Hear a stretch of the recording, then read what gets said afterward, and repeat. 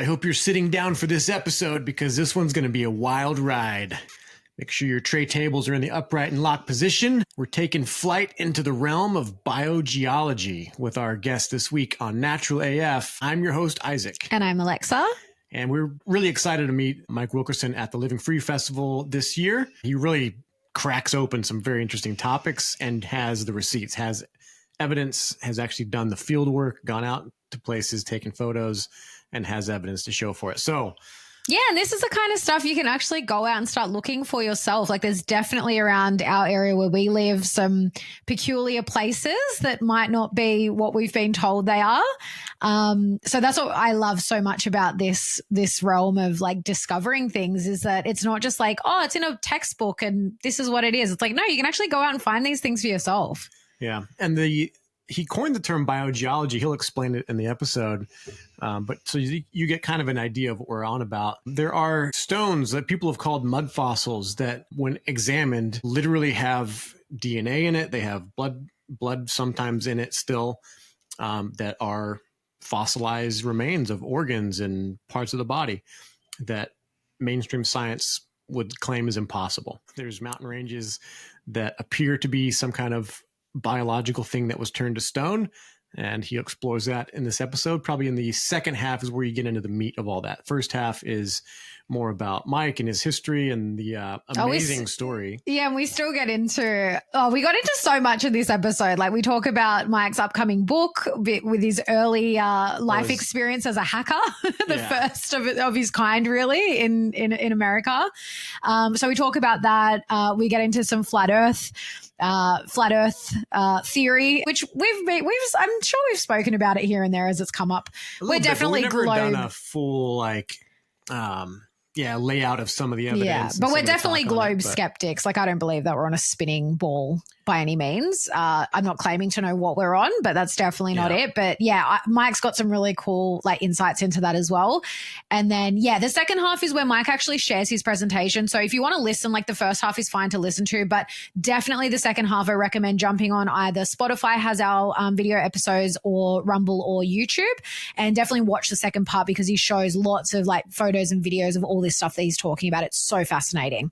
Yeah, you're going to learn a lot, and it's going to be it's a long episode, but our longest episode, Mike takes the cake. This is our longest. We recorded for like 3.5 hours, which we allowed. I knew it was going to be a lot, and I wanted to hold the space for that, so we did, and we made the decision to just put it all out at once because we were maybe going to do a part 1, part 2, but you guys can do a part 1, part 2 if you need to. Speed it up if you need to. Do whatever you got to do, but it's definitely worth the watch. Yes. So in the realm of natural art form, we've got a couple of announcements. We're doing a festival that's going to be very fun. So we're going to be down in Sydney at the My Self-Reliance Freedom Summit. Very excited for this event. There's going to be workshops, there's going to be speakers, there's going to be market stalls, and it's a great opportunity to get out and meet like-minded people and support businesses that hold your similar values and treat you like they want to be treated. Yeah, so not lying to you, not poisoning you, not gaslighting you. Like it's if you know, you know. If you've been there, you get it. Yeah, so that'll be next weekend. I believe it's the 24th to the 26th. It's actually a free event. So if you just want to come for the day, like say you just want to come on Saturday and check it out, it is a free event. So if you just want to come for a day and check it out and, check out the stalls and some of the workshops that are on, that's all totally free. If you do want to come for the full 3 days, all you pay for is camping. And then it's optional that if you want to see the speakers, you can pay for them, which is only, I think, $60 to see all the speakers that are on throughout the weekend. And we've got there's going to be some really cool people there. Michael O'Neill is going to be there as a speaker who we had on the show. He's a previous guest of ours. Zev Freeman, for anyone that's in the common law world, he's very well known. He's going to be there speaking. Katie Ashby Coppins, which a lot of people in the freedom, truther community will also know of. There's a really good lineup of speakers, really awesome workshops, and we're really looking forward to it. And we hope to see, a lot of our listeners and people down in Sydney there because we don't often see events like this down in those, the bigger city regions. It is a little bit out of Sydney, but I think it's going to be great. And we definitely hope to see you guys there. So we'll put the link in the show notes if you want to check out more of the info and register for your free ticket. Definitely go and do that, and we hope to see you there. And for those of you that want to see what Natural Art Forum's about, if you won't be at the event, you can always check us out online at naturalartforum.com. And in the States, you can see we have 2 types of deodorant. It is a magnesium-based deodorant. So 60% of people are all deficient of magnesium in the West. But it's really important to have that in your system for, being able to bounce back from stress, from injuries, to, rebuild every cell in your body. You need magnesium. So that's part of why I put that in the deodorant. So it's a different approach to it. So I hope you try it out. It smells amazing. We've got one that's forest, kind of cedarwood, pine, spruce, all that. Another one that's lavender, lemongrass, and rosewood, which is really amazing. It's relaxing. So try those out in the States. If you're in Australia, we have a 3rd scent. It's floral. So grab those and let us know what you think. Please send us a review if you have tried them before. And if you're buying again, you can use the code NaturalAF10 to get 10% off your orders every time you reorder. Mm-hmm. So a lot of businesses will make you subscribe to their products for stuff like that. And we just have that as a thing for our listeners because we really, really appreciate you supporting us and supporting the show. Every little purchase helps, as you know, like we're not funded by anything big and we're doing this independently. So this is how we live. This is how our family makes a living. So we thank you so much for supporting us. Absolutely. All right. Well, without any further ado, because this is a long one, let's get into the episode. Let's go.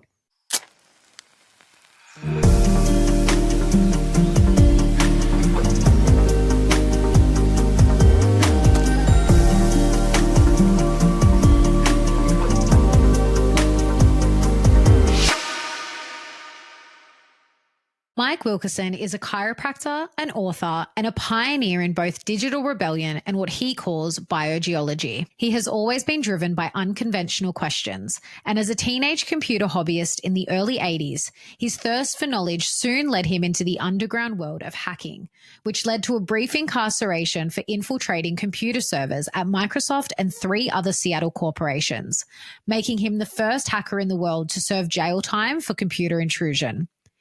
He recounts these groundbreaking years of adventures and misadventures in the formative days of hacking in his memoir, The Hacker Prince.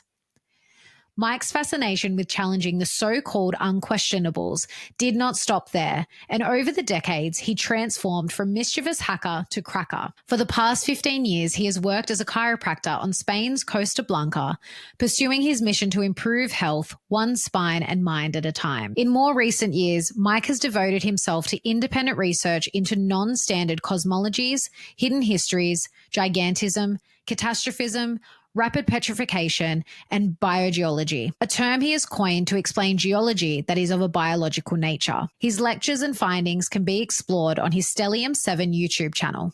So in the house, we've got the legendary Mike Wilkerson. Good day, mate. How you doing? I'm doing good.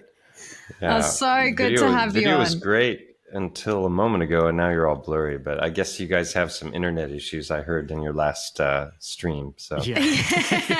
we'll do what we can. It's recorded locally, so it should be fine.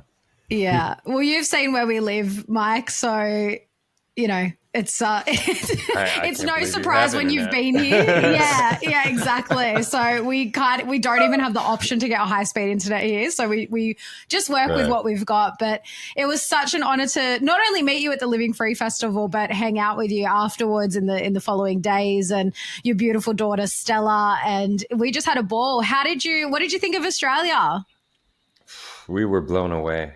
It was my second time there. The first time was in 2006 for a chiropractic congress of students that I attended, representing my school. And it was an awesome city, and we got to see a bit of the natural world one of the days. So went to Phillips Island and saw the penguins and the koalas and everything. But this experience was just off the charts for us. We really were taken by the country, by the people, by nature, and the festival was unbelievable. And the organizers just really rolled out the red carpet for us, and we felt so honored and blessed to have the experience. Yeah, it's amazing. They're pretty great. Yeah, Dave and the team, very welcoming. Give you a true blue Aussie welcome. That's awesome. Definitely. Definitely. I Well, just had a patient yesterday who was from Surfer's Paradise. He's on vacation here. Oh, no way. And awesome. everybody that I've met who's from there is like, yeah, it's paradise. Like there's no doubt in in the locals' minds that they've got it good. So yeah, definitely. Which brings its own set of problems, though. Unfortunately, as we saw during COVID, people just tend to lay down and take whatever they're told to do, they'll do it. But the tide is starting to turn, as you've seen at the festival. Like there's these amazing communities popping up, and people that are ready to create a new world and step out of all of that rubbish. Yeah, it went full draconian there on the prison island. I was blown away that the Aussies even tolerated it. I was like, they need to rewatch Crocodile Dundee a few times. Well, I wonder how it went in the other areas, like the Dundee film. That it was supposedly, I think it was filmed up in North Queensland, like way up there. But I think it was filmed in Darwin. In Darwin? I think so. Don't quote me on that. Yeah. I'm not a huge Crocodile Dundee I'm not up on my fan. Australian geography, forgive me. But I feel like in the rural areas, kind of like in the States, any of the big cities, they all had similar nonsense going on, but you go rural and it seems to just drop off pretty quickly. So I don't know. If you're from Australia, let us know if that's true. So I think a lot of it was the illusion of compliance, and I don't think the adoption rates of the jabs was anywhere near what they tell people it was. Yeah, definitely. Hopefully that's the case. It may not be true, but I'm totally with you on that, Mike. They actually did show, someone actually took all of the stats. So only because all of the states were doing their own thing. In Queensland, someone actually took all of the numbers that the government were putting out and they ran the math, and the percentage was like less than half of what they were saying it was. And we were like, well, if it's happening in one state, it's sure to be happening in all the other ones. So I totally agree with you there. Yeah. Anyway, well, let's get into some more exciting topics. And we always open up the show with you sharing your journey, but I think it's really fitting that we start with your hacking days right at the beginning of the journey, because your book, The Hacker Prince, is out now and it's on our Amazon wish list. It's our next order. We're ordering it. Can't wait to read it. It looks great. So let's start there and like that whole adventure that you went on. Sure. Well, the gateway drug for me were video games when I was in my early teens. And this is back in the days of arcades and the stand-up consoles, and you had to put quarters in. And I knew that they were essentially computers. And so that attracted me to computers and just the whole, the world moving towards more and more modernism. I was always a big fan of, the Star Trek and Star Wars kinds of movies. And it felt like it was, we were moving into that era at a rapid rate. And I just started fiddling with a computer in the local library that was available and trying to learn how to do like really basic programming. And then eventually I learned about modems and that it was possible to connect to other computers through the phone line. And that was just such a groundbreaking idea for me. And it took some time before I had gear of my own, but eventually I did and managed to work my way onto a couple of bulletin boards and learned about just the whole concept of hacking, which I didn't even realize was a thing. Understood that it was possible to like kind of bypass the inner workings of the phone systems and make free phone calls. And so that was really how it began for me. And I was probably 12 at the time, maybe 13. And then as I started to come across more and more hacking information, I sought out the boards that had that. And a lot of those were on the East Coast.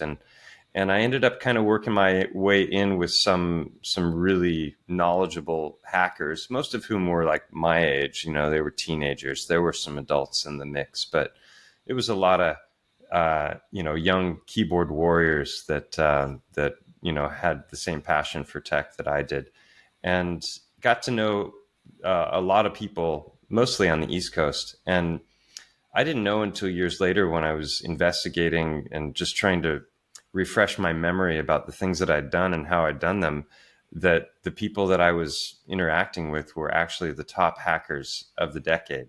So that was fun to understand, is that they were actually legends, and that there was a whole lore that surrounded the things they did and the hacker groups that they had formed.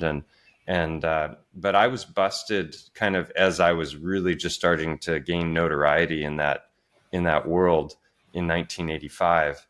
And I was living in Seattle at the time. I grew up in California, moved to Hawaii from California, and then continued my hijinks, with the keyboard, and then went to a number of different events on the East Coast. So I was actually meeting these people in person. The first time I did that, I was 16, lied to my parents, and was hacked a trip to New York City and stayed with a hacker there. And I tell, the story in detail in the book.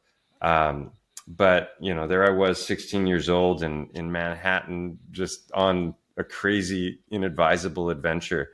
And yeah, so you hacked I a lived trip to tell the tale, obviously.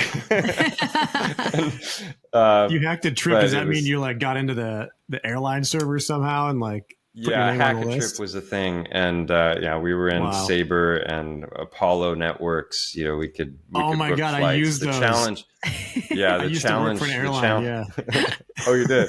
Yeah. The challenge was actually getting real tickets, and that involved having to fake IDs and things like that. And so we were working, in that direction, myself and some of the other friends that I had that at the time that I was busted. So it was crazy times, and a lot of fun. And so then I was busted actually, what's the date today? Today is the 9th, right? In 8 days, on the 17th, it'll be 40 years to the day from the day that I was busted for hacking. Wow. And a whole court case ensued, and the companies that I had infiltrated. Well, I infiltrated a lot of different companies because I was collecting computers. Basically, I wasn't stealing data. I wasn't there to do any damage.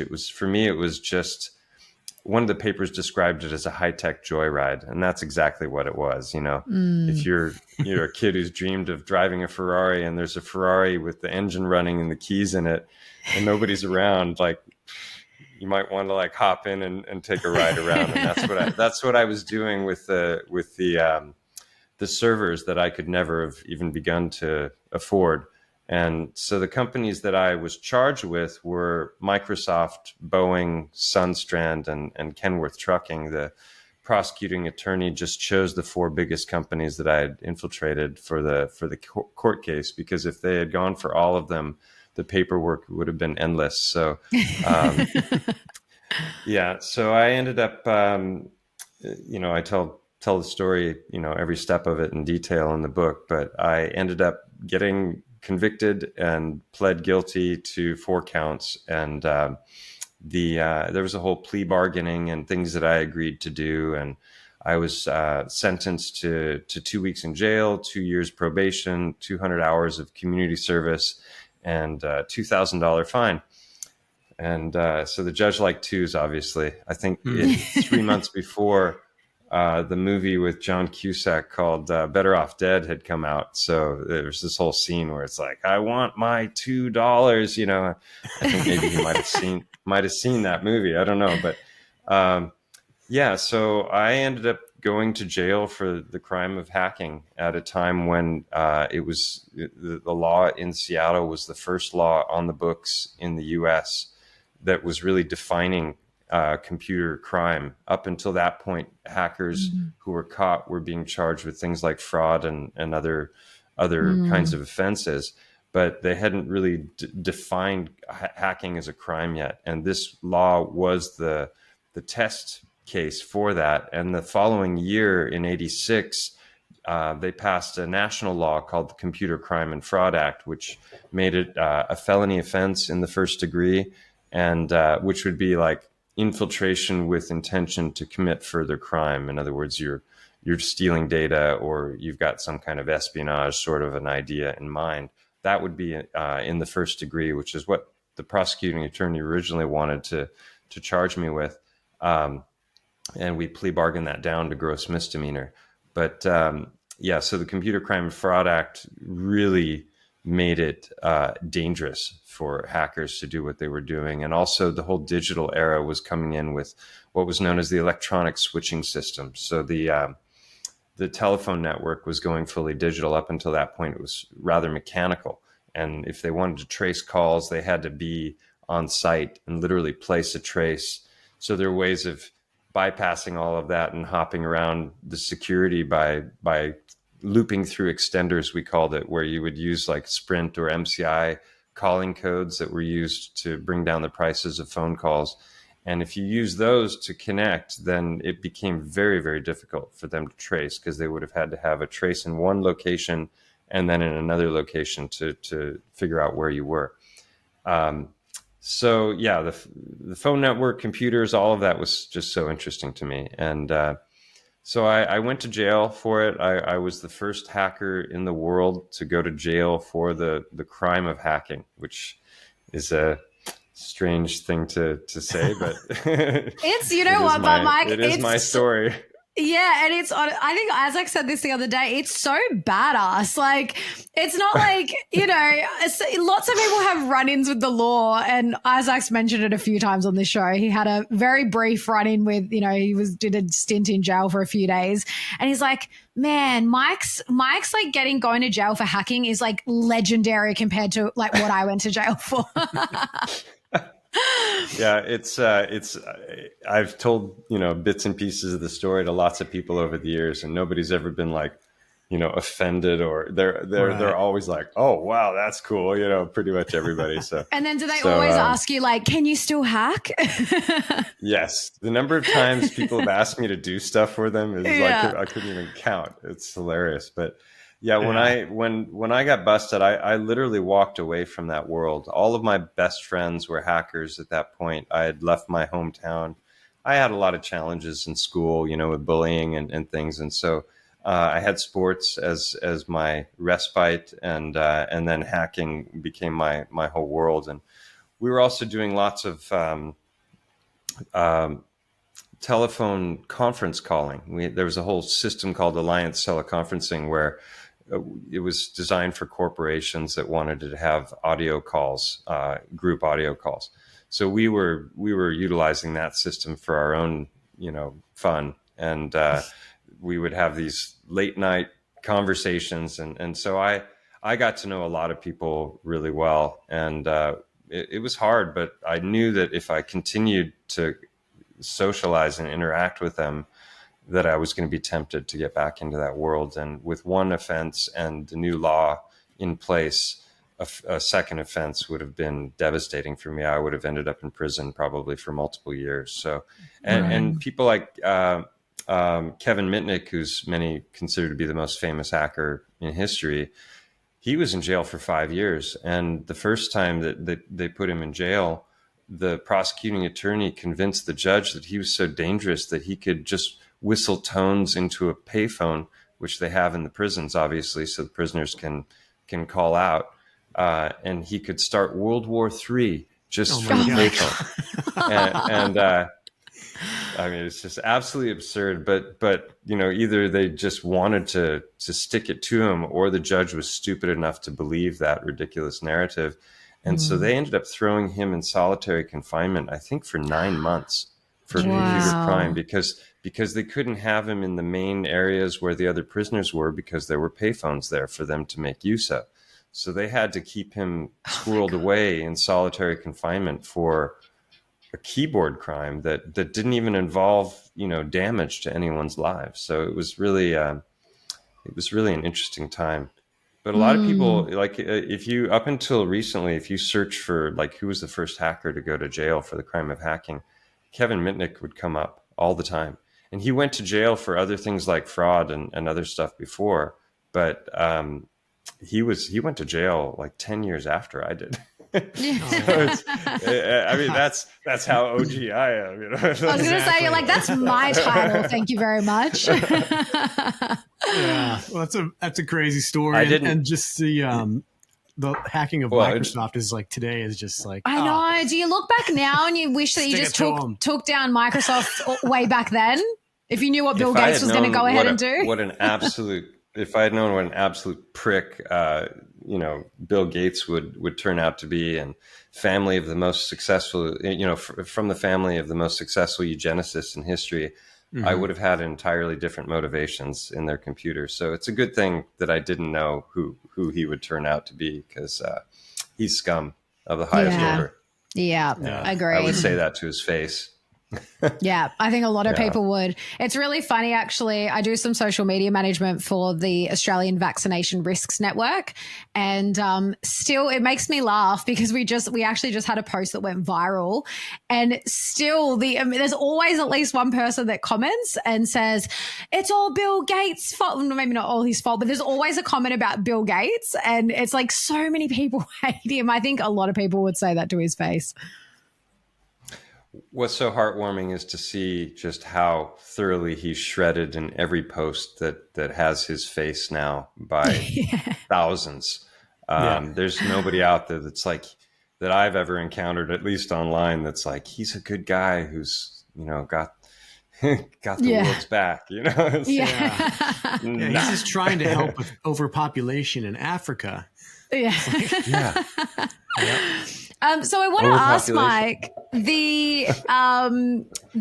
seen the teaser for the book, and it's got the footage, I'm assuming, from your interview with the police. Like, when did you get your hands on that? Is that something you've always had access to, or did you get that for the book? Such a crazy story. So part of my plea bargaining, I agreed to conduct an interview with law enforcement. Mm-hmm. They invited in the heads of security from the companies that I'd infiltrated. And they also had, I think it was the Secret Service, and it was like two of the letter agencies, Secret Service and FBI, or one, maybe the CIA, I don't recall. And so there were like 12 of us in this room, and they grilled me for a couple of hours on videotape. And they set it up in a fun way. Initially, they wanted to kind of like, help make me comfortable. And so they set it up as this game show where I can't remember the name of the show, but it's like 4 people come out. 1 is the real person. 3 are pretending to be that person. And then another person is asking questions to try and determine who the real person is. Right. Mm-hmm. And so that's what they did. So 3 guys come out before me and they're like, hi, my name is Mike Wilkerson, and then I come out last, and the 4 of us sit down like a panel table, and they just start asking questions. And so the way they wanted to break the ice was their answers were kind of scripted, and they were all humorous. And then I would come in with the correct answer, or at least my understanding of the correct answer. So I reached out to the prosecuting attorney about, 7 years ago when I was done with the first version of the manuscript. I got waylaid by my YouTube channel and all of my research, which I'm sure we'll get to. But I just wanted to do some fact checking on my memory of that time and the court case and different things. So I reached out to him, and he was really my nemesis. Like, if you read the book through the first 2/3 of the book, he's the bad guy, because he's like, here I am, this first time offender, young kid. I hadn't done any damage, and this guy's pushing hard for jail time. And so I wasn't fond of Ivan Orton whatsoever. But I reached out to him after like 35 years, and he was absolutely thrilled to hear from me. He was like, oh my God, I always wondered what happened to you. You just disappeared, and you never, I never conducted any interviews. And the digital archives for newspapers started in '89. So all of the newspapers for my case are on microfiche, but they weren't digitized. And I had all of the original articles, and I had the court documents, and I had I had the receipts for everything that I talked about in the book. But he had more, and he went down to his archives in in his garage, and he fished out things and started sending me, stuff. Oh, that's awesome. And he had Parkinson's that had affected his voice box, so we weren't able to actually ever have a video or voice conversation. But we had these extensive, long emails up to he died a few years ago, but he was one of the first few people to actually read the first manuscript, and he was blown away and he loved it. And he's like, "This is going to be a movie," He was so supportive, and then he was like, "Hey, by the way, do you remember that interview that you gave?" And I was like, "Yeah, how could I forget that?" It's a whole chapter in the book. He's like, "I think I might still have that video," and I was like, "No way!" And so he fished that thing out, and it wasn't on VHS; it was on beta. That's how old this is. This is going back to beta days. But unfortunately, like 90% of it was corrupted, and he managed to get about 12 or 15 minutes of that content. And it's just so hilarious that it's got this like green hue to it. It looks like the Matrix, and that totally. There's no, I haven't edited that at all. That's how it came out after he digitized it, because the original tape was corrupted. So he sends me a link, and I download the video, and I'm watching that thing and I hadn't seen any footage of me, from that time period in all of those years. So it was wild, because, I mean, first off, it was like looking at another person. I couldn't even, I could hardly relate to it. I'm like, wow, it's like, because my life has taken some pretty wild twists and turns since then. And it was really like watching another person. And then, what else was I going to say about that? I was blown away by how smart I was. I'm like, what happened to me?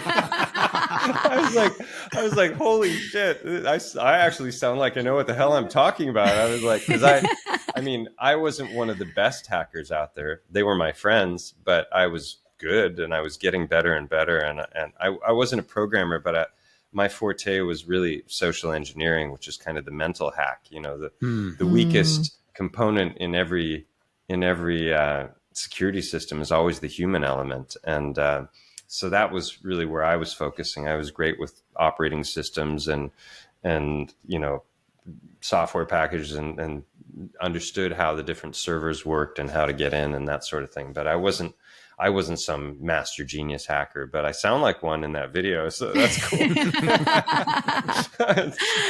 Yeah, it was wild.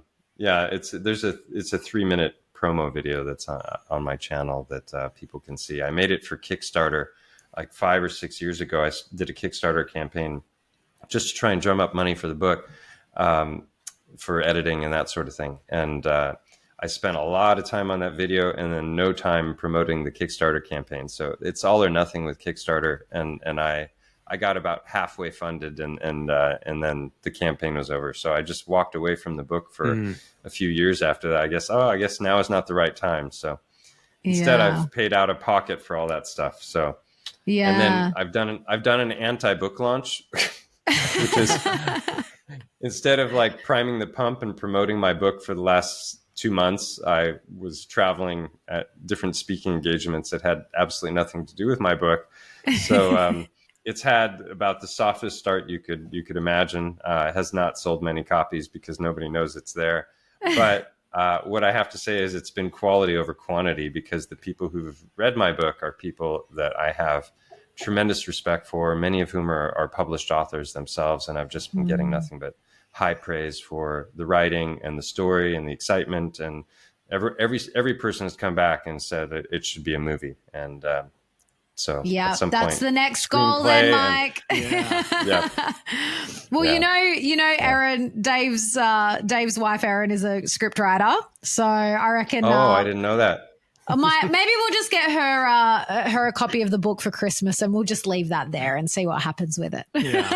I wanted to bring him and gift him to everybody there, but it was still in the author format where it says not for resale. And I ordered a bunch of those before I was due to leave, and it got delayed by 1 day. So I didn't have, I had one copy that I took with me around for the whole month. And I can't remember who I gave it to.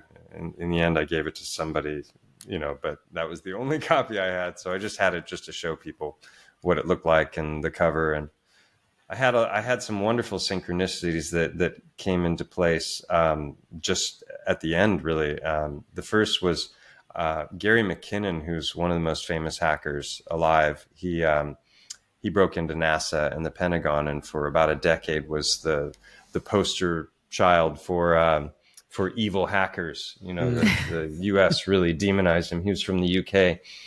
And I knew about his story a little bit. I hadn't followed it in depth, but I'd obviously seen him because it was hard to miss him.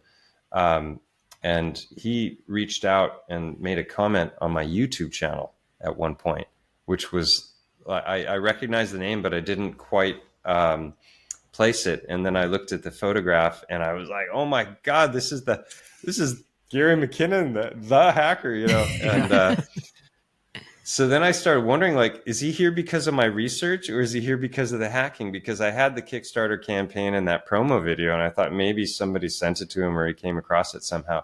But he was actually at my YouTube channel for the YouTube research that or the biogeology stuff.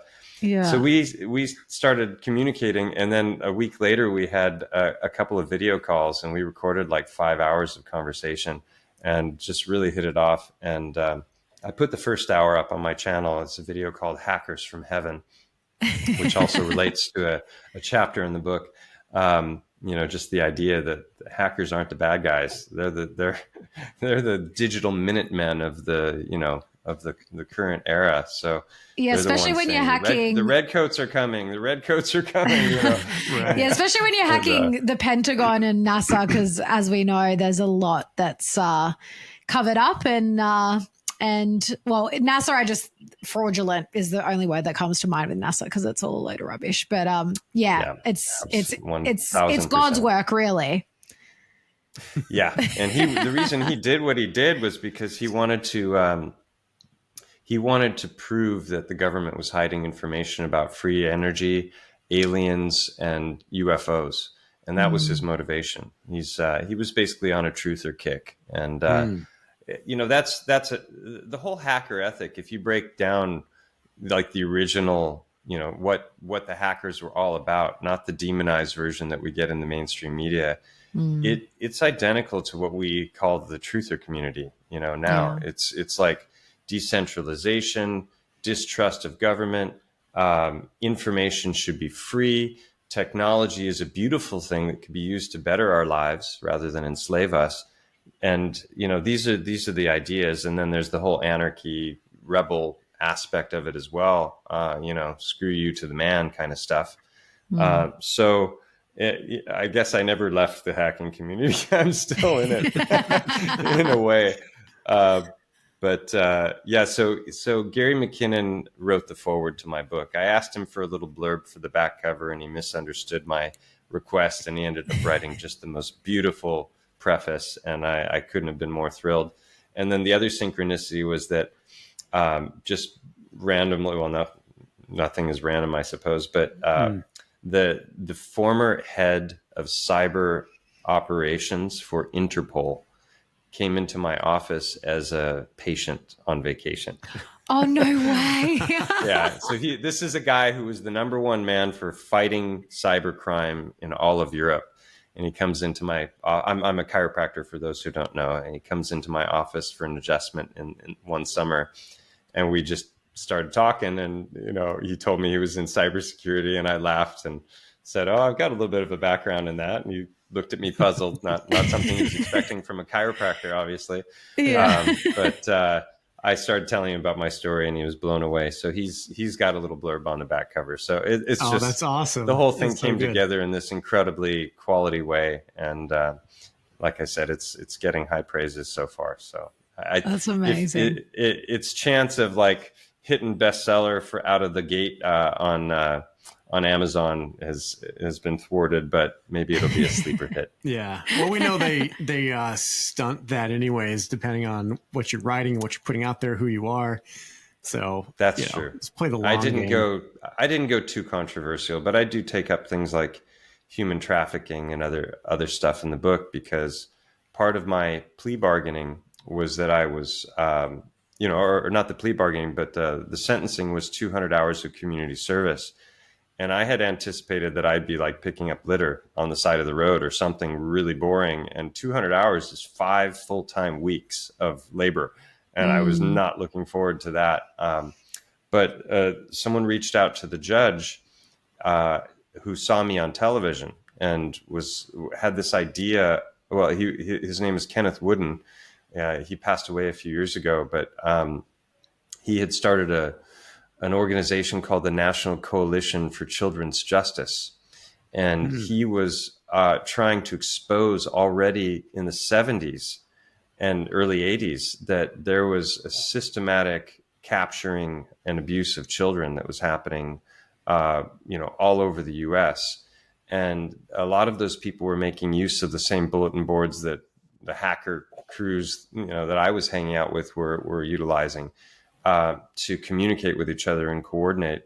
And at that time, there was no national protection whatsoever. There was no interstate cooperation between agencies. As soon as you took a child across the border, they basically disappeared. They were yours, So he was trying to expose all that. And he reached out to the judge after seeing me on television and asked him if maybe he would be interested in assigning me to that organization to assist them, because his goal was to create a network for tracking missing children that was nationwide.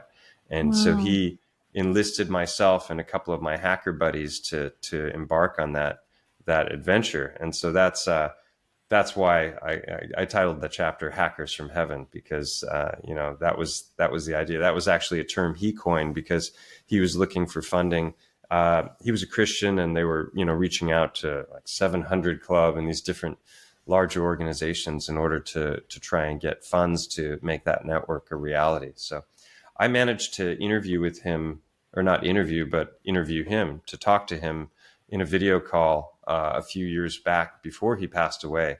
And we had a really great conversation, and I'll be releasing that eventually on my channel. I have a whole bunch of back content that I haven't even begun to get out there. So that's amazing. I love that. It's such a beautiful example of like when something happens that seemingly is like really bad, like the knock-on effects, like that domino effect that happens. And like, what are the chances that this guy reached out to the judge, like saw you on TV, reached out to the judge, and you're actually able to use those skills for like really good, with really good intention behind it. Take the initiative to that guy for sure. That's awesome. Yeah, and it was actually fun the way he found out about me, because one of his best friends was a guy named George Gallup. And Gallup is the one who started the Gallup polls, which were one of that was like the biggest polling system for elections in the States for many years. Everyone had heard of the Gallup polls. And so George saw me on television and called him, and he was like, "Hey, you should check this out," and that was how it all happened. So yeah, it's there's so many, and it might seem like I've revealed a lot, but there's so much. It's a thick book. There's a lot in there. But it's a page turner. I've had 2 or 3 different people who've read it on a single flight and said it was like watching a movie. So that's what I was going for, and I pulled it off. Can't wait. Oh, I can't wait to read it. That's what I love. I just love books, and I used to read a lot growing up, and that's what I love about reading stories, is just like when it actually captures you and like takes you on this journey. Oh, I'm so excited to read it. I can't wait. I saw you've interviewed Joel Schaefer. Oh yes. On your channel. I love Joel. He's awesome. And he and I are going to be having a conversation in November. But he read my book, and he sent me a message a couple days ago, and he's like, "What a crazy story. I laughed, I cried." And, he was just like, he had high praises for it. So that's awesome. It's incredible how it just crosses over to so many different fields of interest. Cause that's like it really does. The counter trafficking thing is so important. I mean, it's something that I was surprised I didn't get involved, but I just, I stumbled across that stuff when I was in college, and just my little thing was I just did like a presentation and a speech to the whole class, informing them for the psychology, because it was in the world of psychology that this stuff was actually like adopted as a legit thing that was like Alfred Kinsey and the whole sexual research and all that shit. And it was actually embraced by a lot of that community, especially in the more higher educated realms. And I was like, yeah, shocked, bummed, but also very, very ready for a fight. So yeah, I put that out there. And yeah. Well, a lot of people talk about their red pill moment, like when they woke up to this, that, or the other. And for many, it was 9/11, others, it was COVID. And for me, it happened back then when I was 19, because that first conversation I had with Kenneth Wooden, he was already talking about SRI, satanic ritual abuse and the trafficking of children and the horrors of what were being done to them, because it was far worse than just sexual abuse, obviously. And so, that already put those ideas on the map. And then about 4 years later, my dad gave me a book called Behold a Pale Horse, which was really just laying out the power structures and the secret societies and the non-secret societies that are all running the world, and the symbols they use, and the different psyops that have happened along the way, and mind control, all kind. So I was at 19, I was already, or 22 or 3, I was already aware of that stuff. So I've been kind of on the truther journey now for 35 years, opposed to 5, So, not that I know anymore now. The more you know, the less you know, it seems sometimes. But 100%. Yeah. So it was that was my original red pill. Yeah. You're one of the OG truthers. You're one of the ones that a lot of us looked up to in the last 5 years. We were just like, what the hell is going on? And I really would love to get a little more into now, how you went from this whole journey of the hacking and getting busted and all of that to becoming a chiropractor and all the biogeological stuff that you discovered. How did all that unfold for you? Well, the chiropractor thing came about. Originally, I studied massage, and I thought, I like to work with my hands. I didn't want to be in any kind of a desk job. I didn't want to be in front of a screen. And I had an incredible massage teacher in Santa Barbara who didn't just teach us massage, but taught us applied kinesiology and working with meridians and all kinds of different additional things beyond just massage. So body work was very interesting to me. I studied Rolfing also, which is a very specific kind of massage that is very rare, unfortunately. I wish it was everywhere because I would love to be Rolfed myself. But it just opened me up to the energetic aspects of the human body, and that there's way more going on, with the body than just, a flesh machine walking around. And but then I left it behind because it's really hard work, and I would do 4 or 5 massages in a day, and I was just energetically wiped out, so I was working as a room service waiter in a hotel at the time, and while I was studying massage, I also started learning how to hang glide. So studied hang gliding in Santa Barbara and flew hang gliders for about 10 years, and before moving to Europe as an exchange student. And the body work I left behind, and I was just doing kind of soul searching, trying to figure out what I wanted to do with my life, and decided I wanted to learn a foreign language, and I knew I wasn't going to learn it if I stayed in the States. So I went to Italy in 97 as an exchange student, and just had the most amazing year there, and met a girlfriend who later became the mother of my 2 children.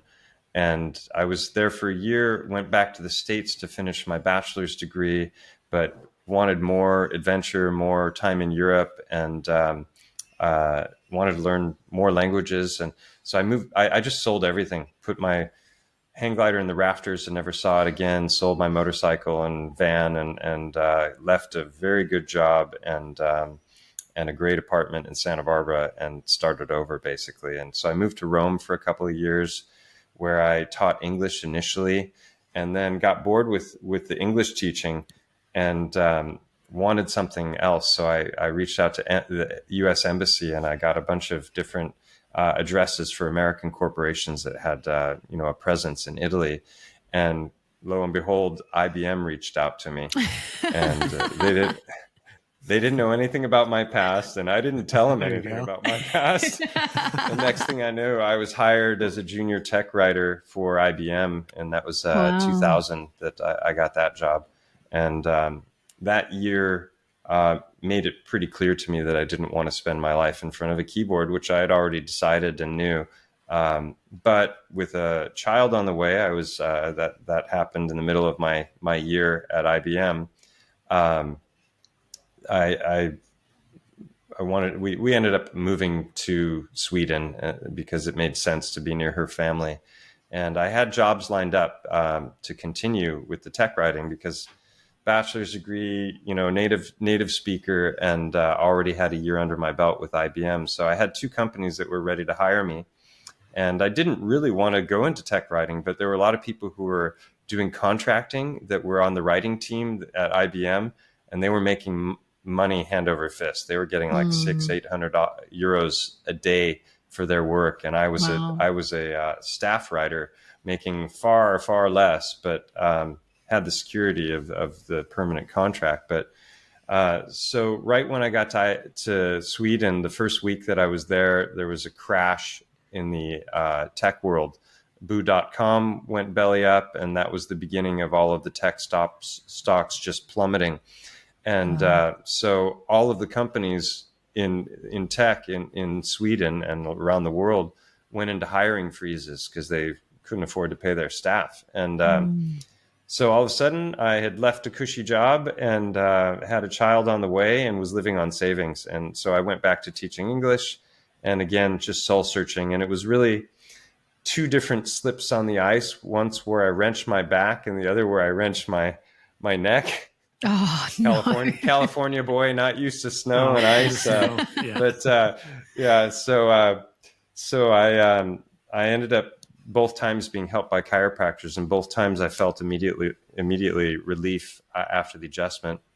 And so that was when I started thinking, wow, this is a lot easier than massage and a lot more impactful, because I would work with people's bodies and find entire muscle regions that were just in spasm, and work on them for a half an hour or so just to try and get the muscles to relax. And then as I was going through chiropractic school, I discovered that sometimes you can deliver an adjustment in a second that does the exact same thing, and the effects are longer lasting.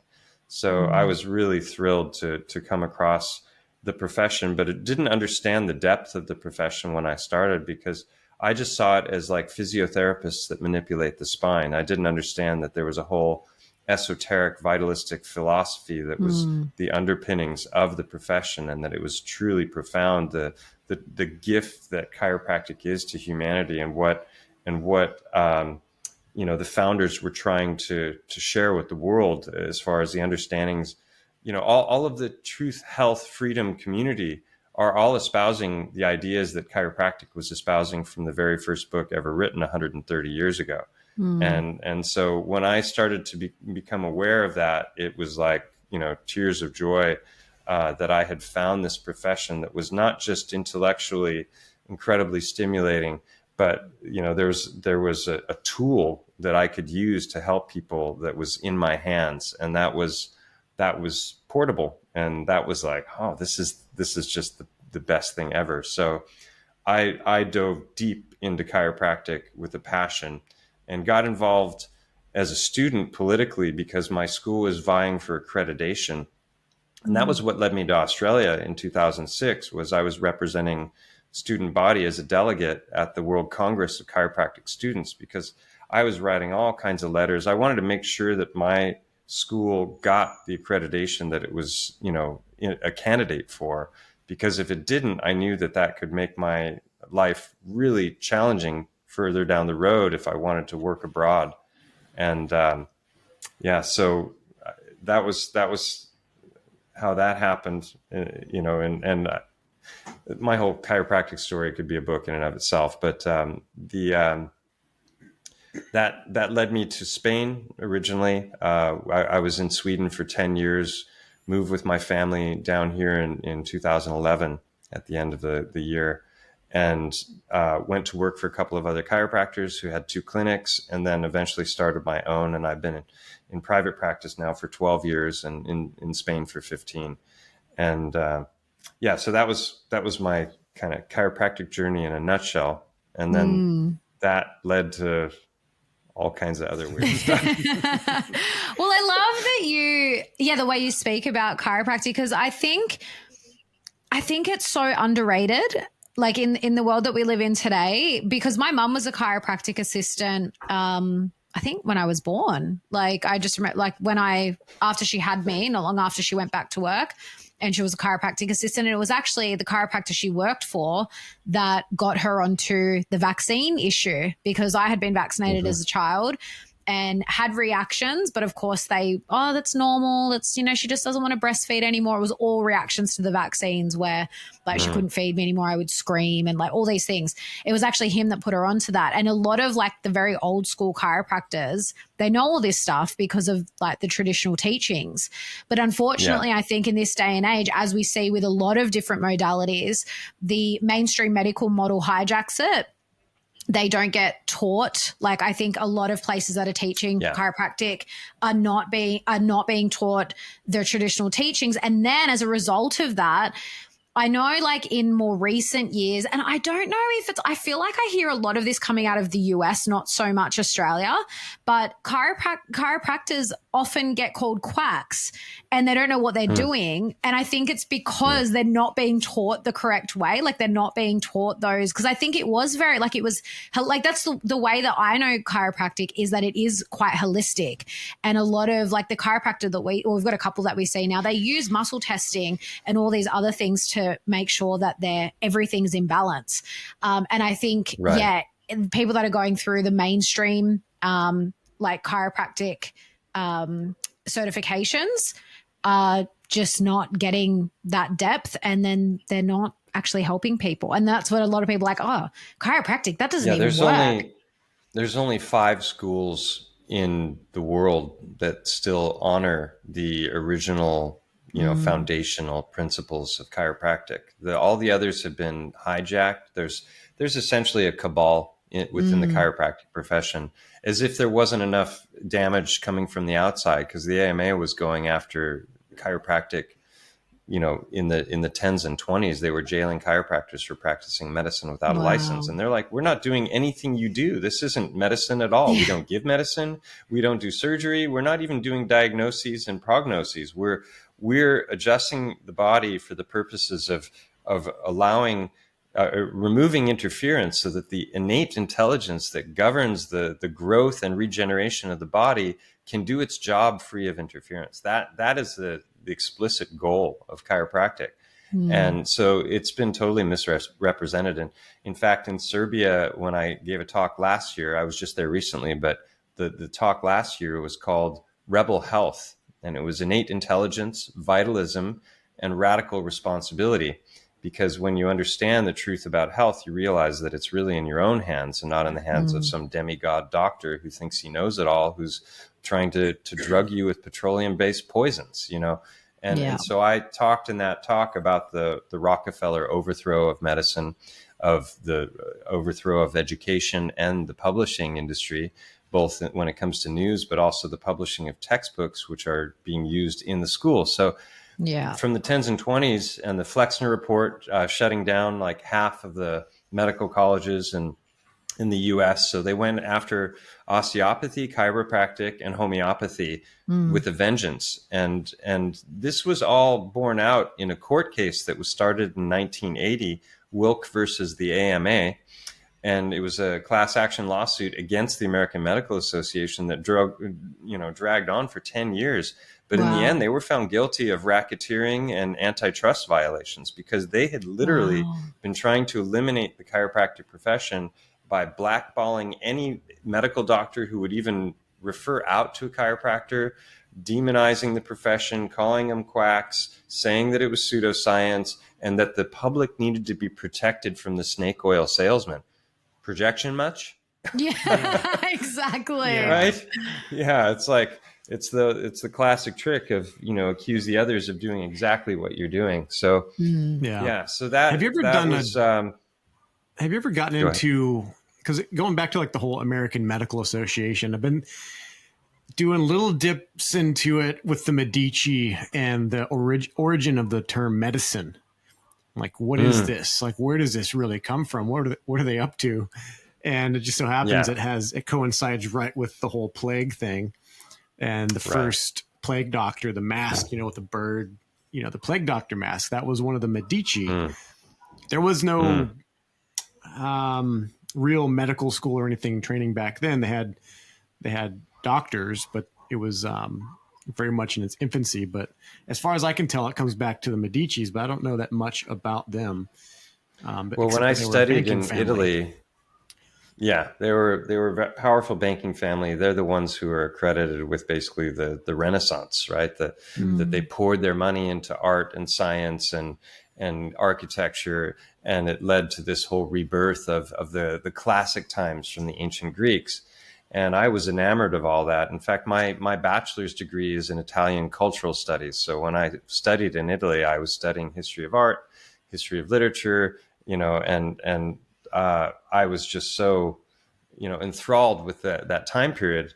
I have a very different view of it all now, because I believe that most all of that history in one way or another has been fabricated. And that, that also is the same time period when the heliocentric model was rolled out. And, the popes and the Medicis and all of them, they got their fingerprints on all of the false narratives. And so, it doesn't surprise me. I never even made that connection, Medici medicine, but it's obvious. Yeah. Such an interesting symbolism too with that, that character. 'Cause it's a staff. He's holding a staff. On the top of it has bat wings, which is very interesting. He's wearing the mask. He's got the bat. And then there's an hourglass. So it's like this, I don't know what the hourglass time is running out, and vampirism and all kinds of, It's, and isn't it interesting that the Spanish flu and COVID were exactly 100 years apart? It's almost like on a schedule or something. It's like funny they got to re-up the whole, reboot the whole Well, it's system. always the same tactic. Yeah. It's just, the same, it's the same problem, reaction, solution. They just do it in different ways, pretty much. Definitely. Yeah. So back to your original question. So once there was a lot of waking up that I went through between like 12 and 13 years ago. I was deep into a psychedelic renaissance, and I was convinced that the only way we were going to shock the world out of its nightmare slumber was probably through psychedelics, because they were so profound when it came to what they could do for people's health and the kind of learnings and things. And so I had a lot of profound experiences in my youth, but that was all just exploration and entertainment. I approached it even then from a spiritual perspective, but soon got into the the entertainment side of it. And then through, my time in Europe and raising family and going to chiropractic college and all those things, I went away from it for 20 years. And then I went and I had this whole renaissance myself when it came to that subject. And I started voraciously reading books and listening to interviews and podcasts and presentations on that subject. And I had a whole book plan that I was going to write on my own, what do you say, archaic revival, as Terence McKenna would call it. And so through some experiences that I had, I started to wake up to connections between psychedelics, intelligence agencies, Hollywood, the music industry, and just like it was rabbit hole after rabbit hole that I went down. And as I did that and found very, very compelling evidence for things that I had never even considered were possible, I backed away from that whole world. And it was unraveling the threads of a lot of my upbringing. I had a very unusual upbringing with parents who were hippies that were following Indian gurus and meditating, and not the druggy hippies, but the ones that were really spiritually minded. And so everything about my upbringing was alternative. So I kind of grew up in the rabbit hole, I've said many times. And and then basically a lot of the belief structures that I had were being challenged because I was finding information that was suggesting that a lot of those beliefs had been injected into the zeitgeist by people who were directly tied to intelligence agencies or people like the Huxleys or the Crowley, Aleister Crowley and those kinds of people. And so I was just like, whoa. I started pumping the brakes, and I backed away from that world, because I realized that a lot of the assumptions that I had made about what was true about that topic were based on things that were coming straight out of people that had either were directly nefarious or part of organizations who were nefarious. And I was like, well, wait a minute, where does the truth lie? And how would I know what the truth is? And I was like, I'm going to take a break until I have clear answers to that question. And I haven't done them since. So 3 years ago, sorry, not 3 years ago, 3 years after that, 10 years ago, was when I met Alex Michael, who has been a good friend ever since. And he's also known as Conspiracy Music Guru and the Flat Earth Man. And he lives here in the same town that I'm in. So we've been interesting partners in crime for the last decade, you could say, because I've been there as a friend of his from the very first song that he made, NASA's Faking Everything, through till now. And or not the first song that he made, but the first truther song that he made. He made lots of music before that, but so he struck me with one day, he and his wife came as patients into my clinic, and we were just comparing notes and checking off all the boxes on the different rabbit holes that we'd gone down. And I was like, this guy's awesome. He's cool. We're going to, it's going to be a good friendship. And then as he was leaving, after one of the appointments, he's like, hey, by the way, did you ever look into the flat earth thing?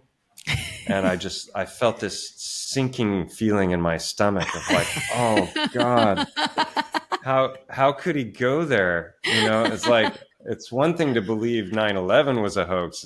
It's entirely different. And I was a space junkie. I love, all that stuff. Like I said before, Star Trek, Star Wars, and, consume that stuff rapidly as a child. And so I just ignored it. I didn't, I was like, this is the dumbest thing a person could possibly believe. There's an ISS floating up there that's doing live streams. There's loads of photographs of space and the Earth. And I'm like, how can anyone believe this? And so he brought it up again on the next visit. And I'm like, oh, here he goes again. I've got it. Now I've got to actually go and debunk this. I'm like, okay, no problem. That'll take me 5 minutes, 10 max.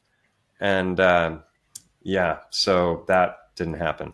I thought it was going to be easy. And the more I looked for actual credible, solid scientific evidence of the claims that were being made about space travel, about the moon landings, about the ISS, the more I found it wanting and found no actual credible evidence. And then, then it comes to like distance observations, and, there's just like so many problems with the heliocentric model, and people think it's the stupidest thing ever to question it, but they've never actually done that themselves with any kind of intellectual honesty. And, maybe they have no training in logic. I studied logic in school. I understood about logical fallacies and how you can fool people with arguments that don't have any weight, and, so here I am 10 years later, globe skeptic. I don't believe we're on a pizza floating in space. I think it's far more complex than that. I think ultimately it's a false dichotomy between the flat Earth and the globe Earth, that it's actually specifically been designed to get people arguing and squabbling amongst themselves, and that the truth of the nature of our realm is far more fantastic than that. And there are lots of clues for what it might be, but I don't think anyone truly knows. Nobody's gotten outside of this construct, whatever it is, to view it from a distance. Definitely not NASA. And or SpaceX or the Indian Space Agency or any of and if you start to, even if you don't go to the Earth-shaped thing, if you just start to dig into space fakery and all the evidence that's out there for that, then that should, if you can extrapolate further, lead you to the point where you understand that, wait a minute, that means that there's a collusion between countries that have opposing political ideologies and are maybe even at war with each other or in a Cold War, and yet they're all keeping quiet about all the fakery that is space. And that's a very profound thing. You know, most people never get there. They jump from, is this even a thing, to, well, why the lie? And it's like, no, you're getting the questions in the wrong order.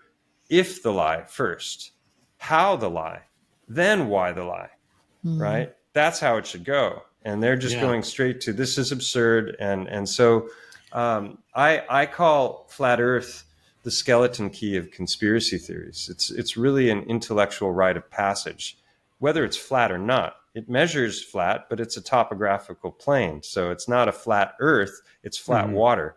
And they tell us water is 70% of the Earth. So if water's flat, how does that work? Yeah, I don't know. I'm going in all kinds of different directions, but that's good. Did you ever see that picture of, I think it was George Bush Jr., Putin, and several others, and they're kind of, I don't know if they're arm in arm, like buddies, and they're wearing these weird wizard capes with purple and like stars on them. And I think one of them even had a wizard cap, like a Mickey Mouse Fantasia hat.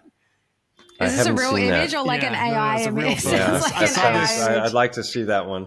Yeah, but that reminds me of one of the first motion pictures ever made was a trip to the moon.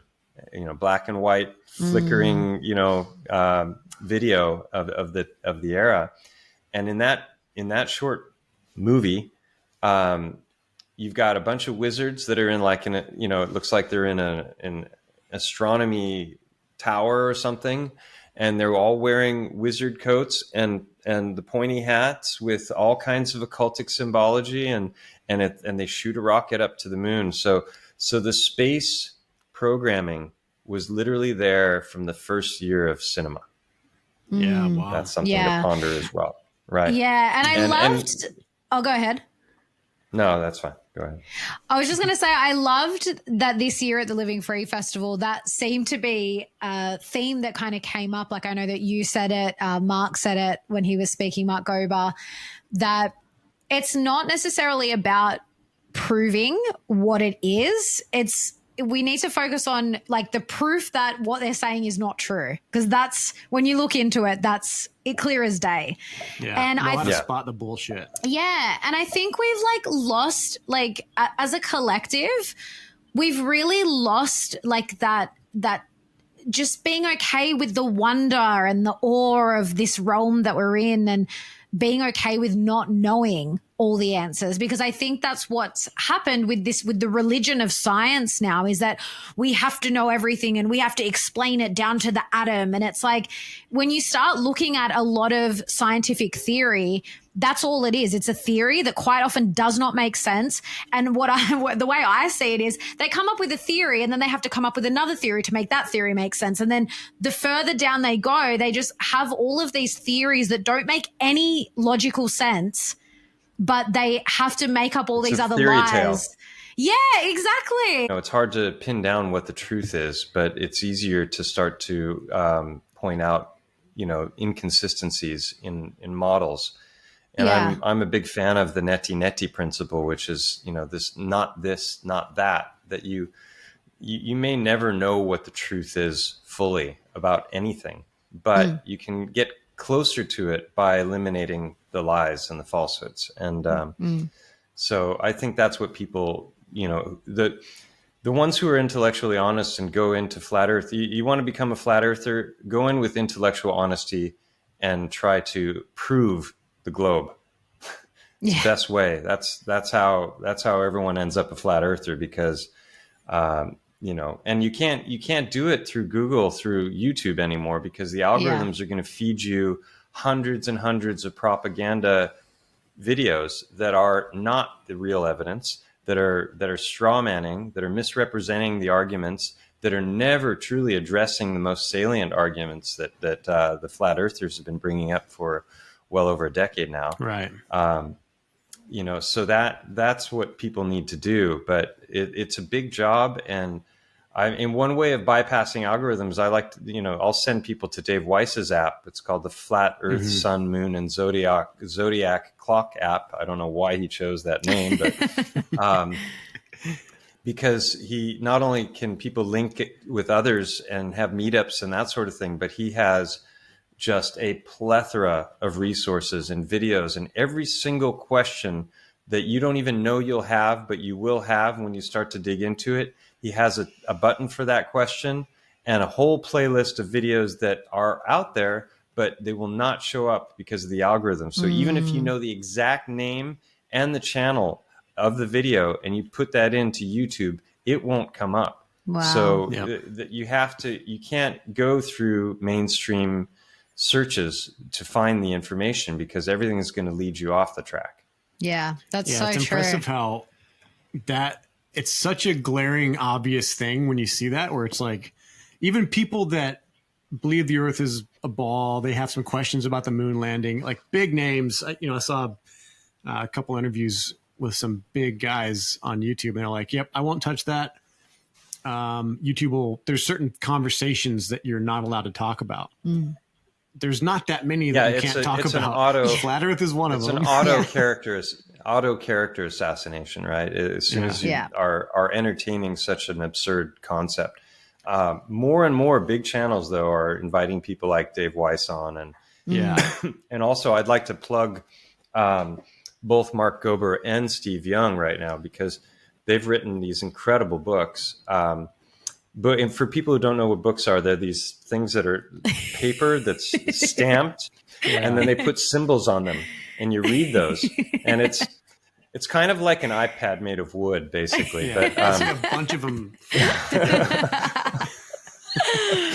For those who still read, I can recommend Mark Gober's book, An End to the Upside Down Cosmology, and Stephen Young's book, A Fool's Wisdom. And these guys are some of the most brilliant minds that I've ever met. Steve Young has a PhD in nuclear physics and quantum physics, and has basically written a book spelling out why he's come to the conclusion that his entire education was based on pseudoscience, the entire thing, that quantum physics, as we're taught, is not a thing, even though it seems to be well embraced by the whole New Age community and becomes the metaphysical, spiritual justification for any kind of behavior, because it's all you creating your own reality, but I'm of the mind that there's a real created reality that we're in, that was created by the Creator,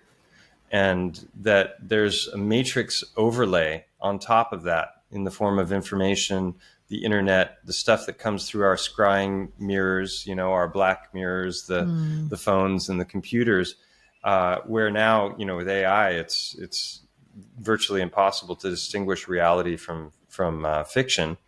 And, because of that, it becomes that much more important to examine our empirical world and what's around us.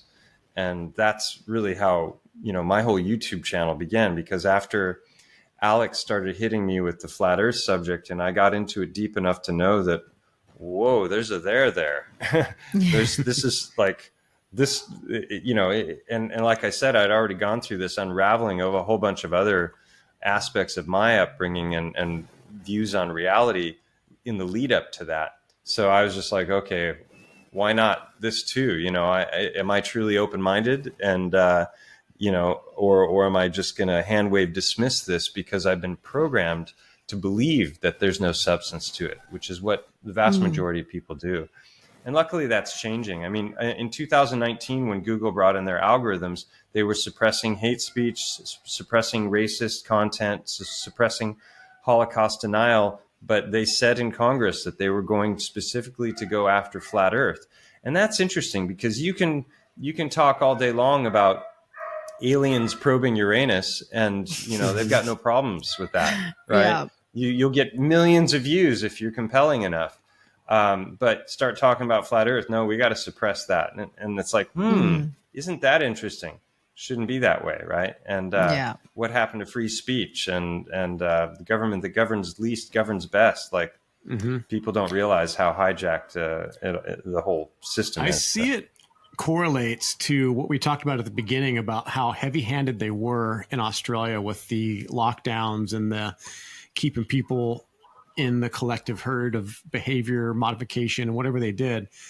I don't know where this goes, but we're closer to what Dave Weiss would call the ice wall.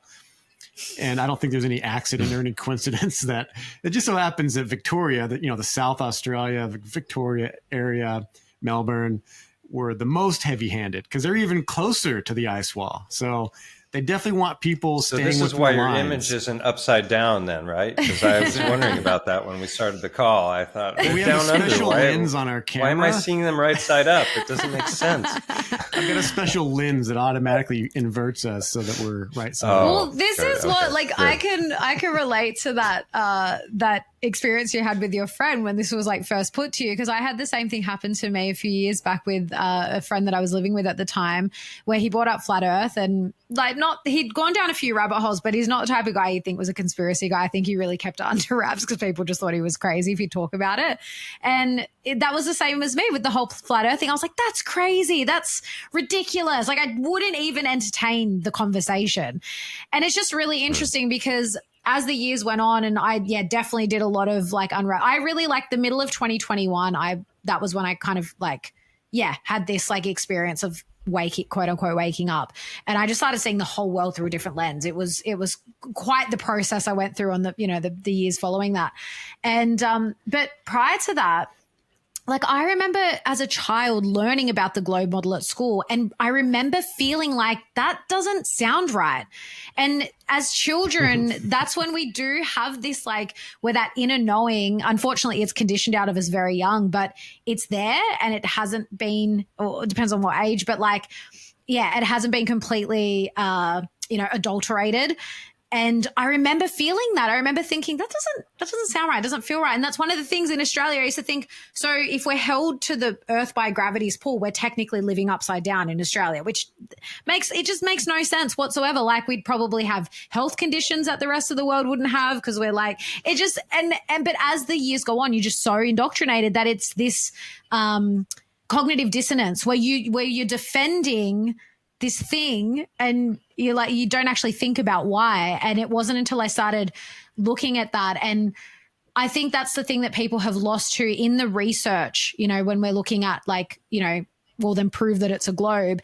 In the research, I think people have lost their discernment, and because we're so conditioned to just be given, this is all the information, this is what it is, and you don't have to think about it.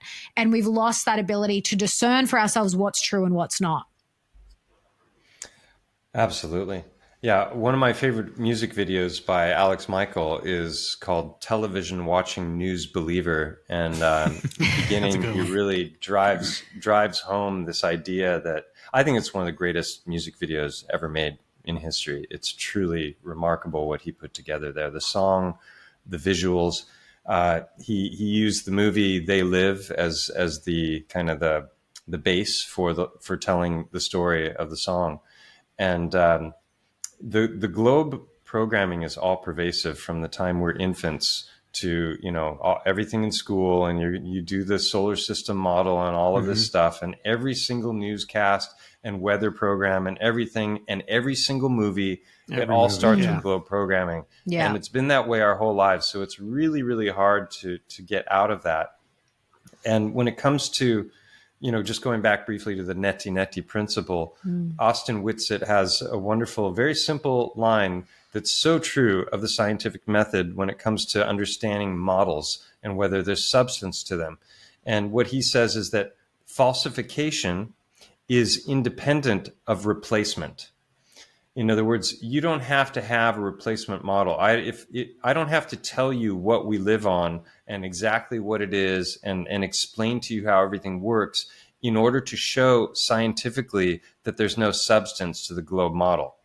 That's the thing, is you can falsify a globe model, but the globers are always going to come along and go, well, we can predict this, that, or the other, and where's your replacement model? And it's like, well, a model isn't reality. Reality is reality. A model is a tool for understanding reality. And you know, in NLP, they say the map is not the territory. You can look at a map all day long and there can be all kinds of inaccuracies, but that's not necessarily an accurate representation of reality. So, you know, reality is all around us. We can go look at it. We can touch it. You know, we can walk across, you know, things. We can make observations across water on a calm day. We can, you know, we can do experimentation. Like simple things like that people have never thought about. And when the idea came to me, it was just like, you know, is that you can't have gas pressure without a barrier. Like there's no scientific experiment that can demonstrate the existence of gas pressure without an enclosure. And yet we have gas pressure here. We measure it with barometric, you know, it's called barometric pressure. You can tell when it's going to rain because that pressure goes up and up and up, you know. And so we have that pressure adjacent to the infinite vacuum of space, which is measured in a Torr value of 10 to the negative 17, which is a massive number with 17 zeros behind it. And yet it never sucks away our atmosphere. You know, these are just things that you never ponder when you grow up in the globe model, and you've never actually questioned the model itself. You might have questioned little details about it, but you've never, and same thing with history, going back to the Renaissance and everything. People are, you know, arguing about this, that, or the other when it comes to wars and when things happen, who did what, but they don't realize that like almost all of that might be a complete fabrication. And unless you've really dug into it and started to find out, you don't know. Yeah. You know, there's a couple of things there. So it was fun. This is how Alexa and I actually started talking as friends. I got interested in the temperature of the moon. I would do some tests when I was working in the oil field, and I'm still baffled by it, but the moon does give off a cold light. It's fascinating. Or absorbs radiant heat might be a better way of saying it. Yeah. So there's that. Like you can look at it from another angle. Yeah. But it's like this stuff is important to know.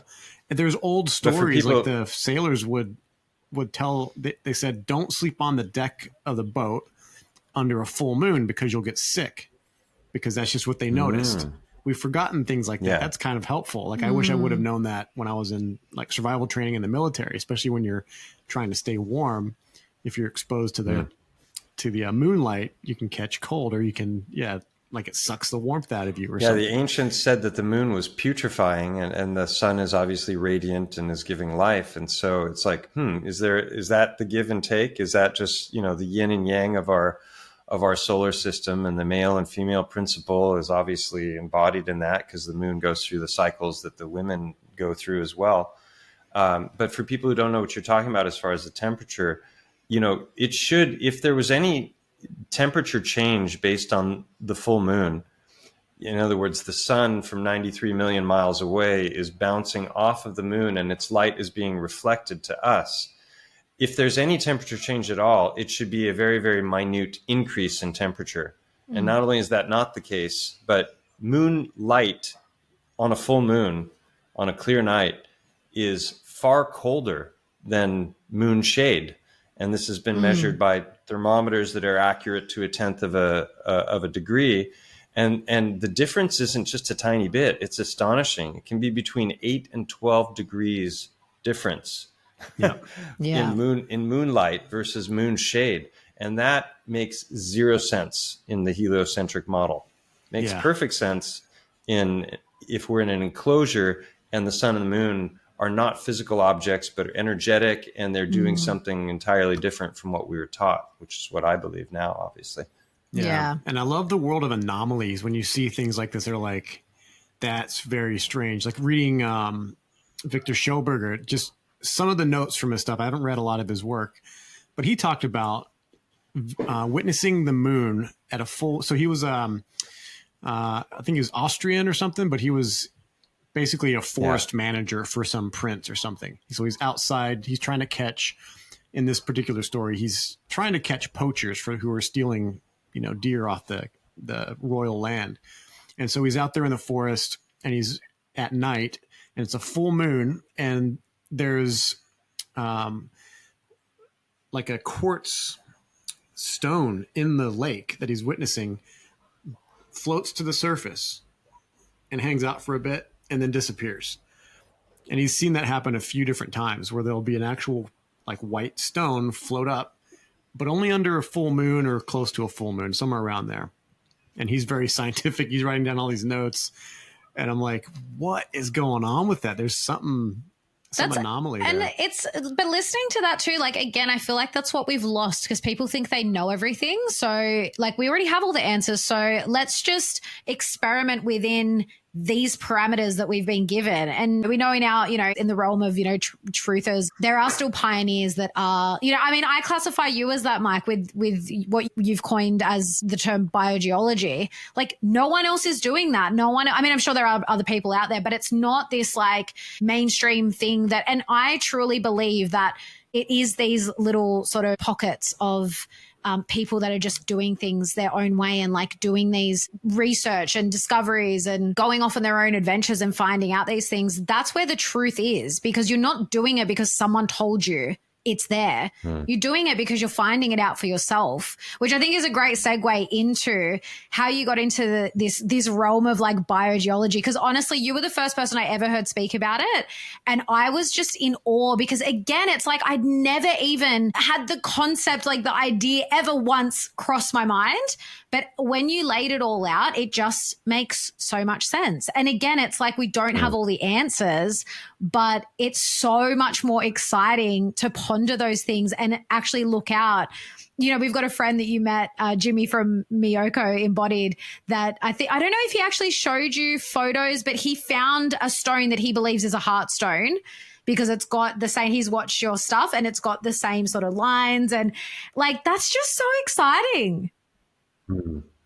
Yeah. Well, I just go back briefly to Victor Schauberger. He's been profoundly influential for me.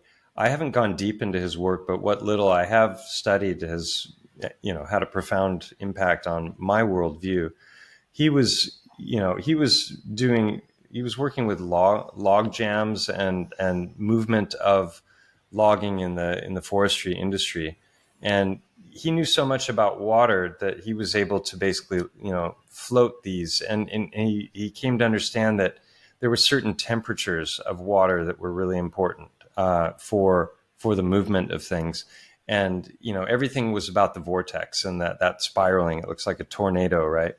That water does when it's moving. And so his work tied into the work of Francisco Torrent Guasp, which he was the man who discovered the myocardio-ventricular band, which I didn't know anything about. I wasn't taught about it when I was going to chiropractic college. The heart was a fascinating subject to me. I knew the anatomy inside and out. And so when I came across Guasp's work, it was utterly mind-blowing because he had figured out that if he boiled the heart and removed the outer fatty layers, he could just start to pull on the fibers and unravel the heart. And it's one long band that, embryonically it rolls into this knot that we call the heart. And he was saying that the heart is not a pump. Rudolf Steiner said the same thing. And he even said that one of the most important things that a person needs to learn in order to understand the true nature of reality is that the heart is not a pump. And the whole circulatory system that we were given is false, that the heart is pushing blood through all of our blood vessels. And so that is, these were all really profound ideas that intertwined. And I had already been finding these heart stones that you mentioned and documenting them and making videos about them and showing that, hey, these are supposed to be broken fragments of larger structure that have banged around in a river bottoms and activity at the shoreline and that sort of thing. And that erosion has led to this particular shape, which is just a random chance thing. And I was like, no, this is highly specific. The first one I found was a stone that had 23 different anatomical correlations to the heart. And they're very, very specific. It's not me looking at a random rock and going, wow, it looks like a heart and this, that, and the other. It is like, no, this is big, this discovery, because it changes everything we understand about the nature of stone and what is stone and where does it come from. And I had been waking up to that idea because I was introduced to a channel called Mud Fossil University, which isn't a university. It's just a guy in his room that's been sharing information about what he calls mud fossils for about a decade now. And he was presenting the idea that things could petrify much faster than we were taught. Like, petrified trees, for example, we're told that they take millions of years to form. Is that true? Or can that happen in a blink of an eye geologically? And these are the ideas that he was presenting, and I was taken by them. But he was also presenting ideas about gigantism and this former era when everything was much, much larger. And our history books, our mythologies, our legends, our fairy tales, and our religious texts are all talking about a completely different world from what we were taught.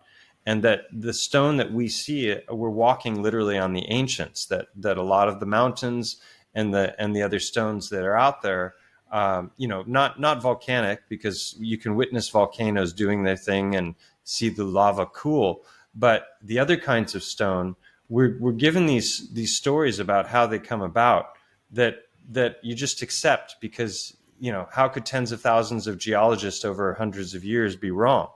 And, so we don't question the overall narrative when it comes to geology, which is that dead animal and plant life is compressing over long, long periods of time and creating these layers that we call sedimentary layers. And then that pressure becomes so great that eventually that rock starts to harden and swirl. And that would be like our marble and those kinds of stones that have a very biological look to them, but they're not really biology, but they are biology. It's just that it's happening through compression and these incredibly long timelines. So I never even questioned that for a moment, or considered that it might be true that it's not true. And so he was also on Google Earth a lot. In every third video he made, he was talking about this dragon in the Sahara Desert that's attacking a fish that's actually spoken of in Greek mythology. And there was a Greek writer that talked about this great battle that ensued between the Leviathan and the Behemoth. And it took place in that exact location that he was finding this stuff on Google Earth.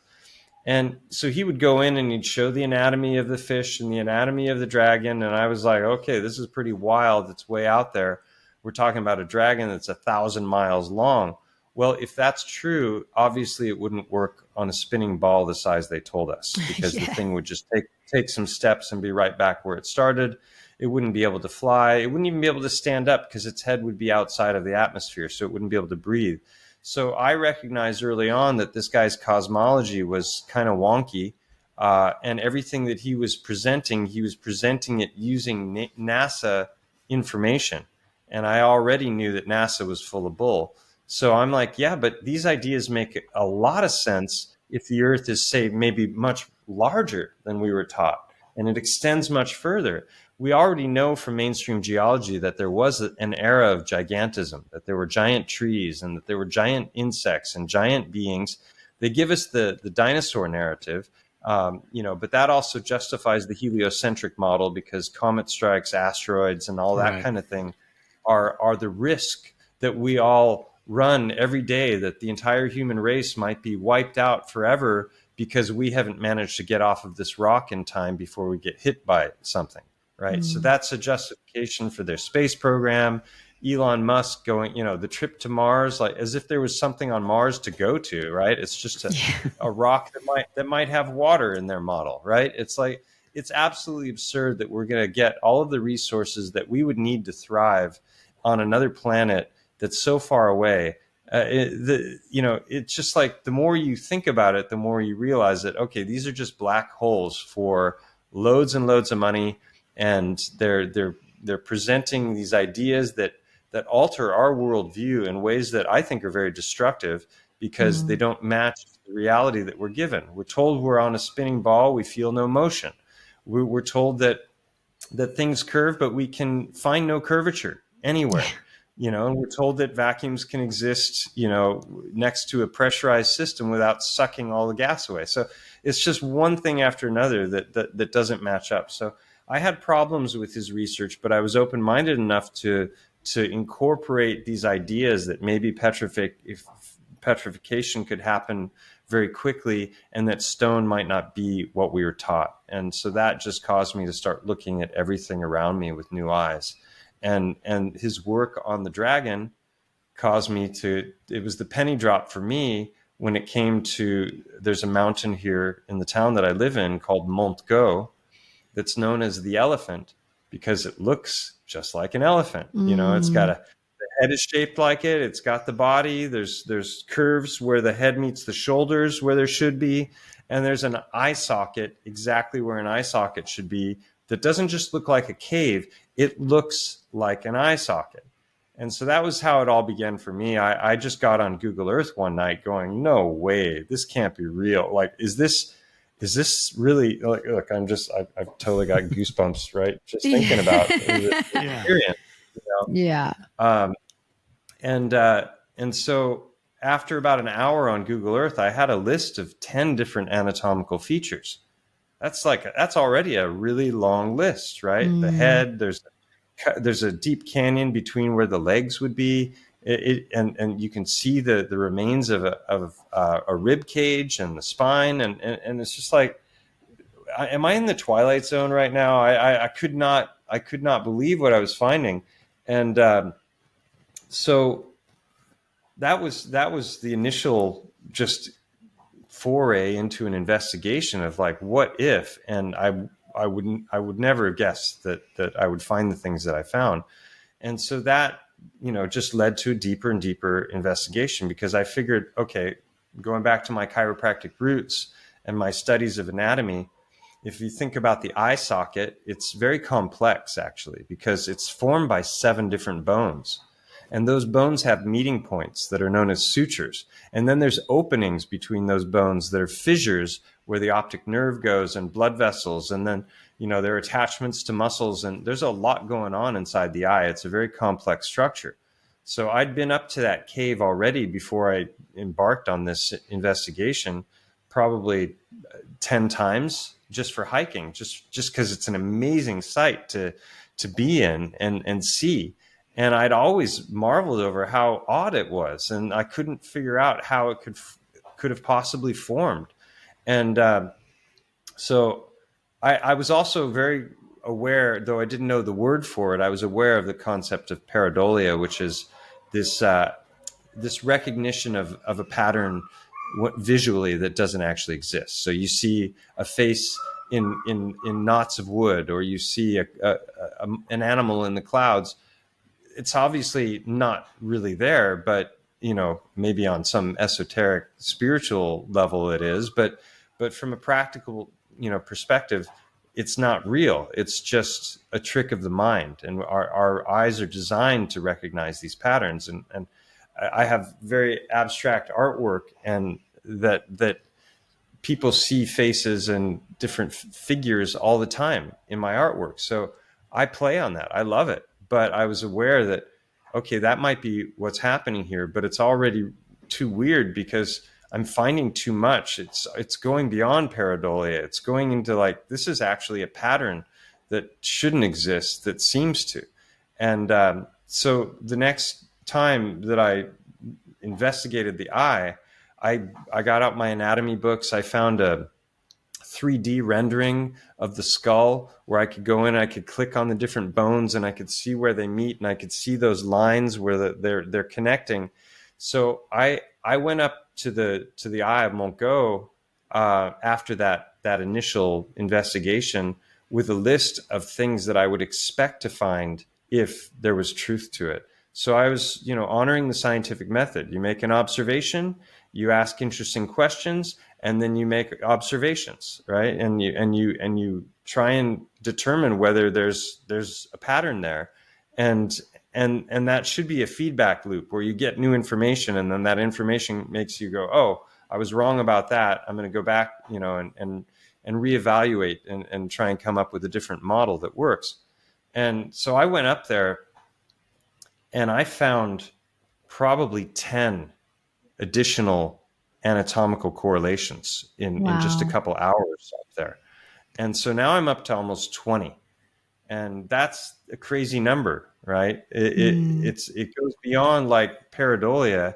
It either we're talking simulation theory and the, you know, as I'm observing things, they're altering in a way that confirms, you know, it's confirmation bias, and it's just, you know, it's just playing along with my little flight of fancy, you know, or it's just full blown Twilight Zone, and there's actually, you know, something to it all. And so, yeah, I spent about 6 months investigating it before I even made a video. I went to the Flat Earth International Conference in 2018 with Alex. He was going to perform there.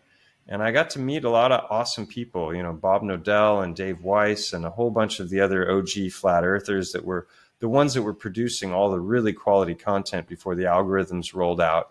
And I showed what I was finding to a bunch of people, and they're like, you have to make videos about this. This is unbelievable. And so I had a whole 5-part series planned out before I made the first video. And the first video is just an overview, which I've just given. The second is specifically about the eye. The third is about the ear, which I never would have dreamed existed, but there was a portion of the mountain that could already be seen from Google Earth that everything is like white or gray on the mountain because the limestone oxidizes. But if you pick up the rocks or you break them open or something, you see color inside. It's reddish inside. Just like if bone were to oxidize and then you were to break it, you would expose the remains of the blood and the other things. And that's what it appeared was happening in that section of the mountain, because it was shaped like a quarter moon. And so I had the idea of, well, maybe there's a cave up there. This is after I'd already thoroughly investigated the eye and begun to make videos on it. And while looking for the name of the road that would go up to this section that looked like an ear, I saw a link on my Google search for Cova del Migdia, and Cova is the Valenciano word for cave. And I was like, there's a cave there? Like, that's what I was looking for, you know, is a cave there. Yeah. And so what I had no idea of is that there was a team of archaeologists and geologists who went up there. It's at 375 meters altitude. They had to have harnesses and ropes just to get into the entrance to the cave. And they went up and they were fully documenting the internal structure of the cave. They had LiDAR, like 3D renderings of the internal structure of the cave. There were bodies up there that they excavated, skeletons. There were cave paintings. It was crazy. And they had 3D fly through photography. If you wear the red and blue glasses, you can like fly through the cave. And then they're showing this 3D rendering of the inside. I'm like, that looks like an ear canal. Wow. You know, it's nuts. And so I've never been up to that cave myself, because you're not allowed to go up there, and I would need to have harnesses and ropes and everything. But they documented it far, far better than I ever could have myself, with all kinds of technology I wouldn't have had access to. So with the ear, that brought me up to about 30 correlations. Wow. And so if you think of games of chance, I've talked about this many, many times, like rolling snake eyes, double ones. You know, what are the odds? Well, it's 1 in 36 that you're going to roll it. Well, rolling it 2 times in a row, 3 times in a row, 4, that number gets astronomical very, very, very quickly. And so if you're looking at a list of very specific anatomical features that are not just like, oh, it kind of looks like this, could be, but I don't know, but like stuff that is highly specific, the odds get very astronomical very quickly when the list is 10, 20, 30 long. And so the fourth video was all about the tissues of the mountain, which is basically analyzing limestone, which is what the mountain's made of, the mainstream geological narratives about the formation of limestone, and then looking at alternative takes, which was, could this have been a creature? And if it was, how would that look? And what is the structure of bone? And what does it look like inside bone? And what is the composition of blood and all of these kinds of things? And once again, because of my chiropractic training, and I studied histology, which is a study of tissues, as one of my courses in school, I had this foundation for this thing. I have no formal training in geology whatsoever. But if any of this is true, then major cornerstones of geology are based on, falsehoods. And so the fourth video is in the spirit of a crime scene investigation. Like, obviously, if this was a creature, it's dead now. It's turned to stone. How did that happen? I don't know. But what's going on? And so, yeah, the fourth video is about that. And the fifth was additional discoveries that were made up in the eye socket when I took some friends up there. And one of them noticed something that I hadn't noticed, which is that there's this structure that comes upward and it juts upward like a wave that's about to crash. And it's right in the socket, exactly where an eyeball would have been.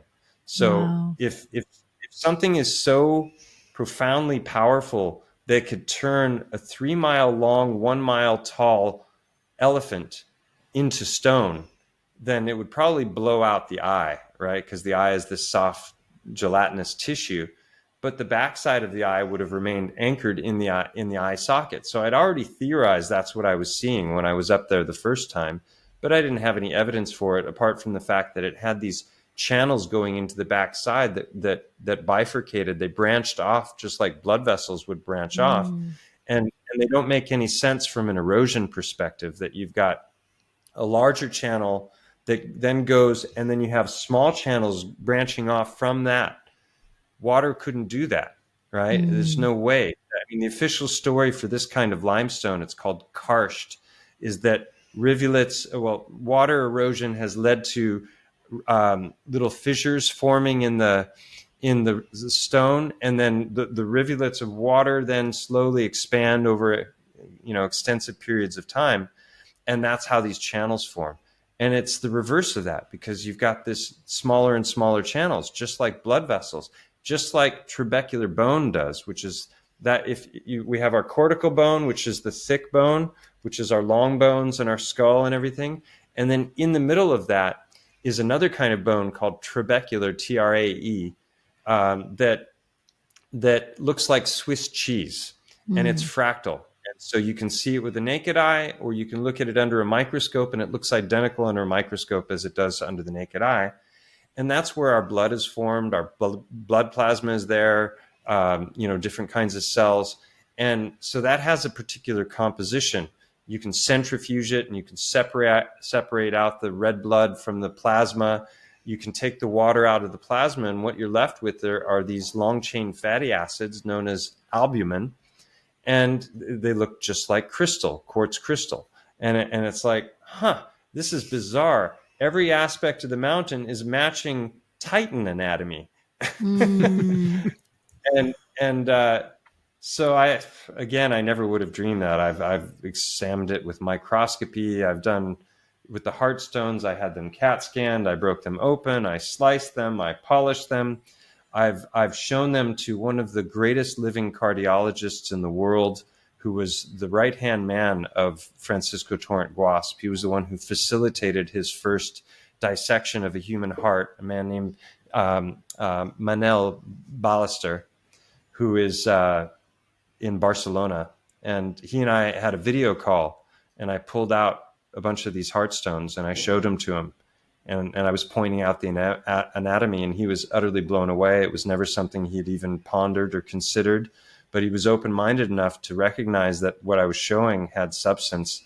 And at one point I was going to give a presentation to a bunch of doctors, and I asked him, hey, I'm about to talk to some people, and I'd really love to know, like, what's your conclusion about what I showed you? And his response was, it's an incredible discovery. Congratulations. And he had a little trophy emoji that he added. And I was utterly blown away. This man is literally Guasp's like best friend for years.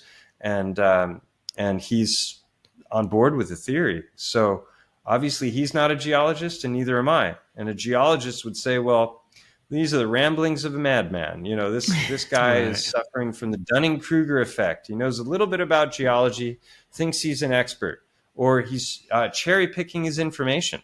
You know, he's just picking out stones that match his narrative. You know, he's had a lot of time to look for them. Or, you know, pareidolia or the doctrine of signatures, all of these different things that I was already aware of. And from the very first video I made on the Heartstones called Mud Fossils, the Heart of the Matter, I literally said, this is what they're going to say.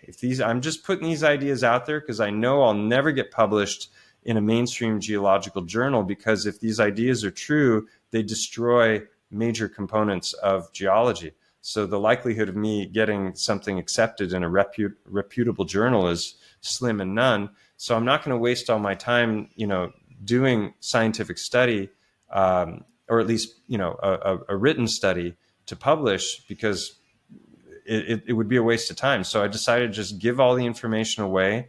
I've let people know, hey, I could be wrong about all this many, many, many times. I don't think I am, and these are the reasons why. And these are the things that they're going to say about me if it starts to take off and gain traction, and the world starts to look at the evidence and these ideas as a possible reality. This is how they're going to try and knock that down. And that's exactly what happened. I ended up sending some rocks off to a laboratory. Some people reached out to me who had seen my videos with, you know, a reputable laboratory. The guy who owns it and runs it is like just an OG scientist that is somebody who authenticates, you know, ancient artifacts, and is somebody, you know, he's a heavy hitter. And I thought, finally, I'm going to get some real analysis of these stones. I'm going to get some numbers. And even if they don't conclude the same things I've concluded, at least I'll have the data that I can, because I have a friend who's a PhD in microbiology and another friend who's a PhD in molecular chemistry. And so we're, you know, looking at these different ideas surrounding, well, could things petrify in an instant, and how would that happen? And that sort of thing. So I knew if I could just get the data, I could have it analyzed by people who were more open-minded if they shot down the ideas, you know, because they're just championing the mainstream narratives about petrogenesis, which is the formation of stone. So yeah, it's been a crazy journey. I never would have dreamed that, you know, it would lead to these kinds of things, but I've just gone where the information has led me, and the observations that I made with my own eyes, and stones that I can literally hold in my hand, you know, that they match anatomy of a heart to a T, right? Yeah. Right down to the lines where the folds of the heart would meet, the indentations at the top. And I've shown that there is a reoccurring pattern in the stones that is highly specific. I found this one yesterday. Oh, wow. I was just going to ask that, like when you make it wet, when you wet them, they just like the color comes out. Most of the ones I find around here are white like bone, which I didn't understand. Like, why would they be white? And I think part of it is oxidization. When you break them open, you know, they're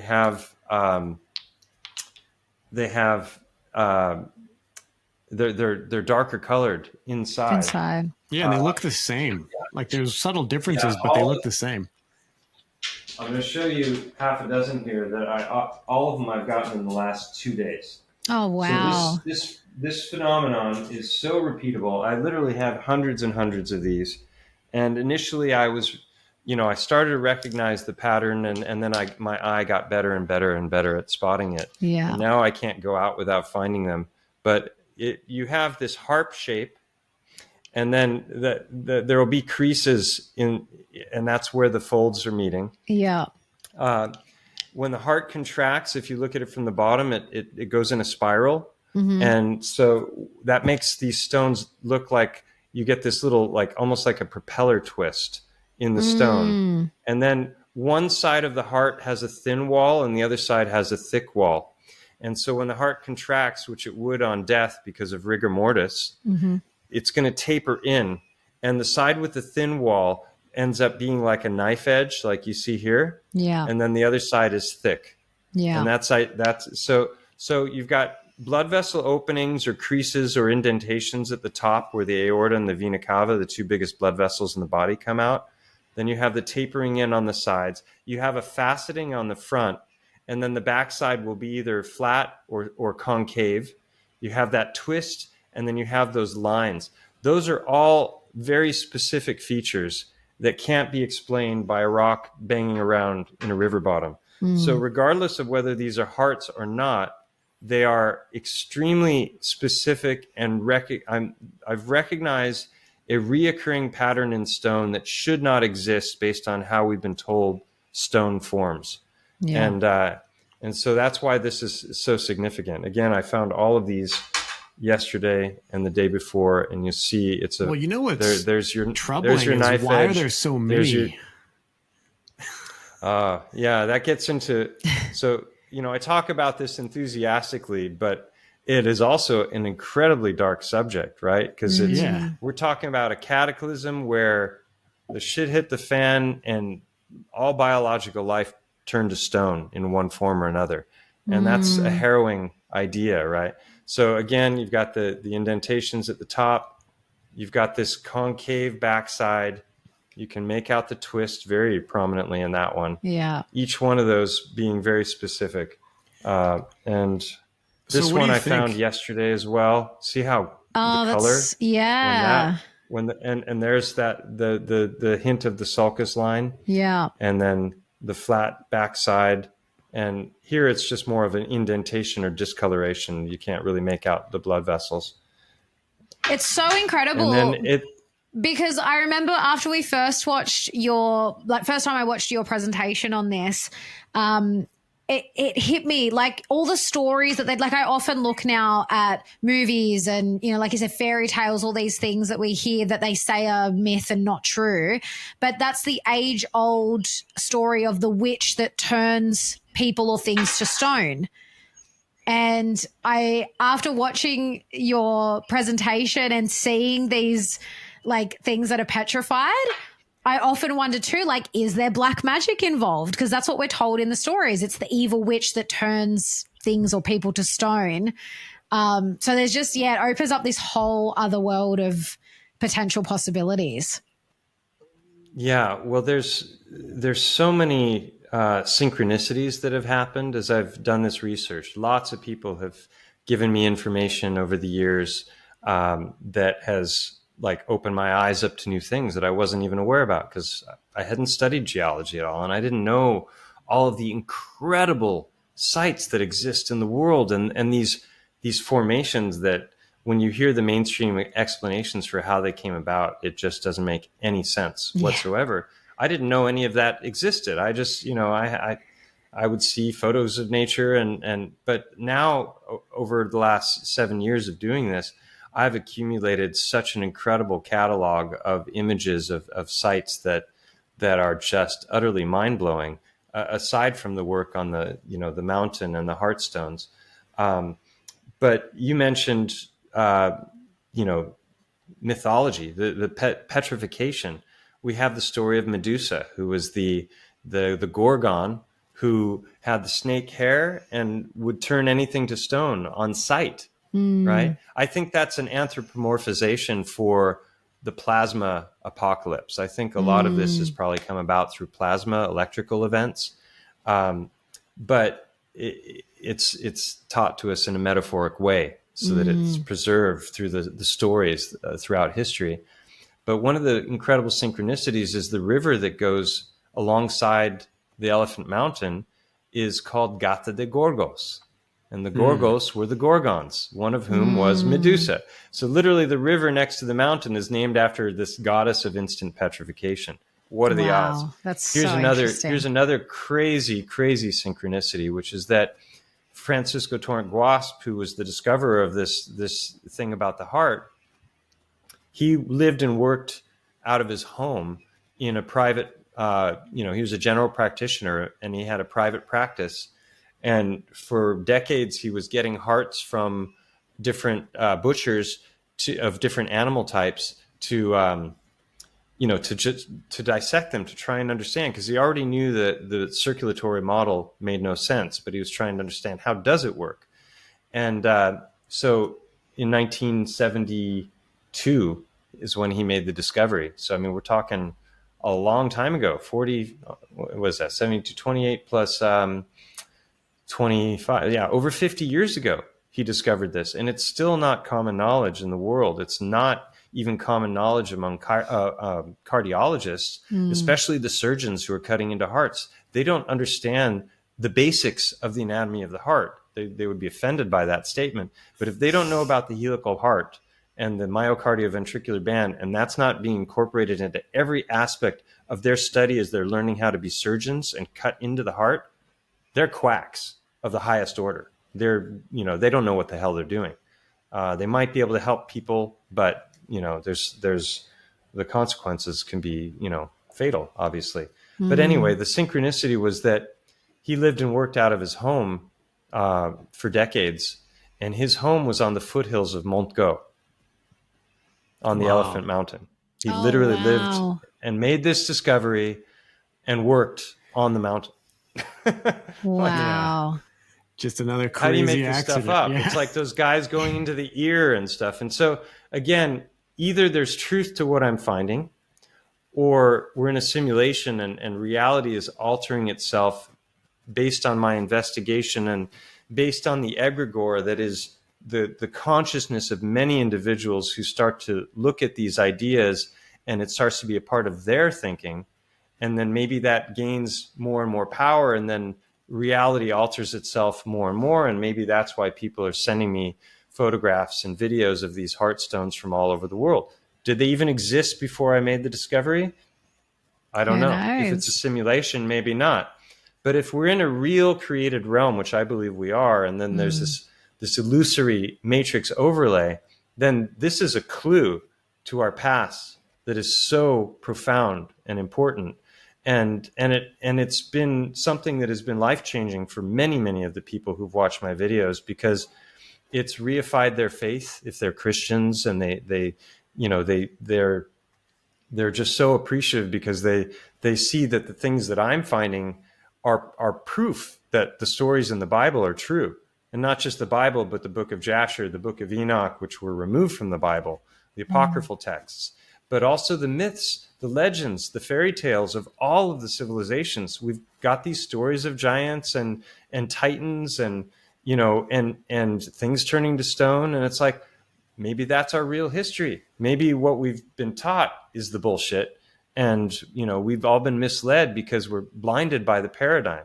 I coined the term paradigm blindness to really talk about that. Like, why would an expert in virology not start to understand that the entire ology is pseudoscience when confronted with the evidence showing that they've never isolated any virus, they've never actually proven the existence of pathogen or contagion. And there are a whole lot of doctors that will break down the seminal papers and show that that's true over and over and over again. But if the people are blinded by their paradigm and their beliefs, they're not even going to investigate it because they're going to think the idea is absurd. And I'm certain that that's what will happen if these ideas ever start to go mainstream and geologists are looking at them. They're just going to, accuse me of all of those things that I said before. This one is really amazing because the heart has a fatty outer sac called the pericardium. And that's why a lot of these are white. But this one, it's gone, but you can see that it still remains, and that this was once covering this whole rock. Like, why does it have this exact shape and this specificity? And if there isn't something to it. So anyway, yeah, definitely going for a while. Mike, are you able to pull up the images of for anyone that's new to your work, like the image of the mountain and some of the other, because I think I remember seeing too, you showed some of the photos of the rocks that you'd polished, and they're so red, like they look red. It'd be great for people to see that. Yeah, I just find this stuff so exciting and fascinating because it just makes life so much more exciting. Like when you're going out and looking for these things, and it's like what we were talking about with the flat earth, these are the things that we can observe with our own eyes. I'm always going to trust that more than I trust information that I'm being fed through, various educational institutions. Yeah. Yeah, well, everything that we're taught is trying to get us to deny our senses. Yeah. Like I said before, that we're moving, but we don't feel movement. There's curvature, but we don't see it. So, So do you see my share screen now? Yeah. Yeah. Yeah. Yeah. It's hilarious. Yeah. Okay. I love this image. I'm really proud of this meme. I made this one right here. So funny. Is that your kitchen? Is that your egg on the underneath and the? No, I'm not that bad, but yeah. So let me.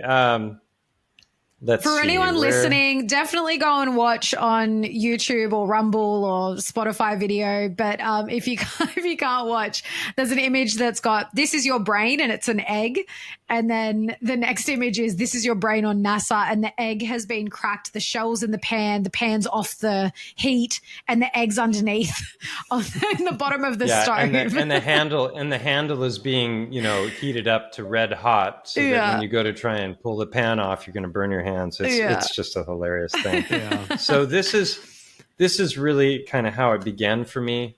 This video by Jay Dreamers was called Petrified Titans, and he was synthesizing the work of Roger Spurr, which had to do with mud fossils, and I'll explain later why I coined the term biogeology. It wasn't to try and steal his gig, but because I felt like what he was talking about was a portion of what I was finding, but there were a whole bunch of things that didn't fit into his theory. And so then I realized that biogeology was a better umbrella term just to distinguish between mainstream narratives about how stone forms and the things that I was concluding and finding. And then mud fossils would be under that title. So you would have instant petrification from plasma, from volcanic activity and pyroclastic flow, from high mineral content waters. What I discovered as I dug deeper and deeper into this is there are a whole variety of ways in which things can turn to stone. And I didn't know about that. And they don't talk about that in the mainstream models. So I saw these two images in his presentation and I went, oh my God. And I started thinking about Mont Go, which is this mountain here. Yeah, it looks exactly like an elephant. And you can see,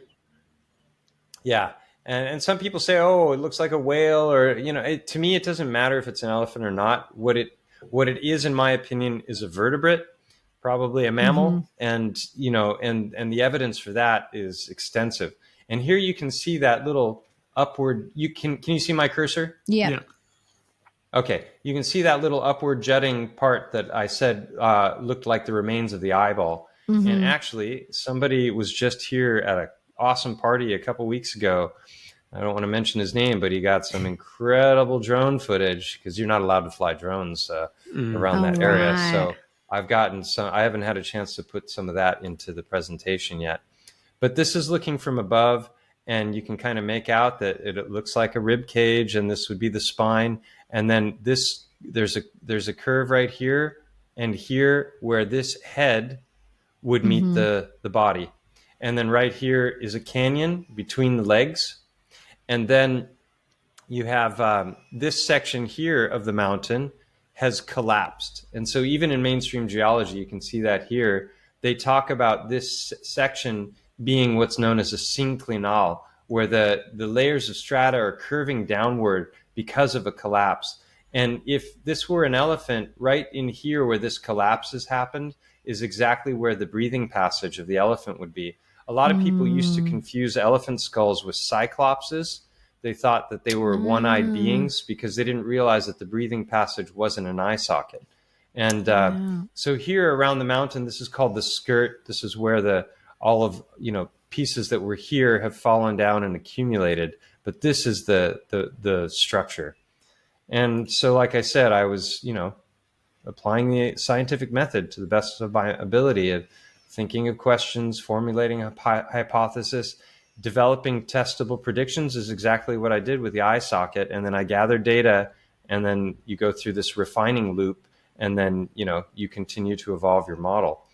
So I started by looking at elephant skulls, And, here you see these suture lines. These aren't cracks. These are where the bones are meeting in different places. Here it's very prominent. And inside the eye socket, as you can see here, there's these 7 different bones that meet. And these are the fissures for the optic nerve. And then it goes down into the sinuses down here. Now, what I didn't know is that in the cave, if this were the cave, back in here, there are these channels that are going down at about 45 degrees, just like this is going down. And it actually enters into a deeper cave. Here you can see the fissures more clearly. And that is also in the cave. So it's just like one thing after another. And then this hole here, we have that here. It's called the infraorbital foramen. And in elephants, it's bigger and it's more in front of the eye, whereas ours is below the eye. Right. And this mountain, if you look at the mountain from the side, it has a hole right there, which I saw on Google Earth. And I was like, there's just no way. Also, the mountain, it appears like the elephant is lying on its stomach with its head tilted back. So that would put that directly in front of the eye socket, which is exactly where it is. So, so that was a huge one for me. I could see it already on Google Earth here, but then I went up into it, and this is what it looks like looking through. And so you can see that it has this very biological look to it, in my opinion. It doesn't look like something that was formed with water erosion whatsoever. And how would that happen so high up in the air? Yeah. So this is just looking at what I was doing initially. And, I was taking the inquiry very seriously and looking at the structure and it wasn't point and claim, which I've been accused of. Oh, you're just pointing at something and claiming that it is that. This was way more in depth than that. And that led to more discoveries. Like this one was a real mind blow for me. Here's the eye socket. This is not the eye. This is one of the chewing muscles. That's the temporal muscle. Mm-hmm. And here is that suture line between the frontal bone and the maxilla. And it goes like this, and it jogs, and then it continues upward.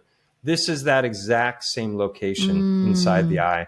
And you can see this isn't a crack. This is like 2 almost overlapping parts of stone. Yeah. And it's like in the exact place. So that's highly specific. Here you can see what I believe is the remains of the eyeball. And then another one that was huge was this one here. This is the optic fissure where the optic nerve goes.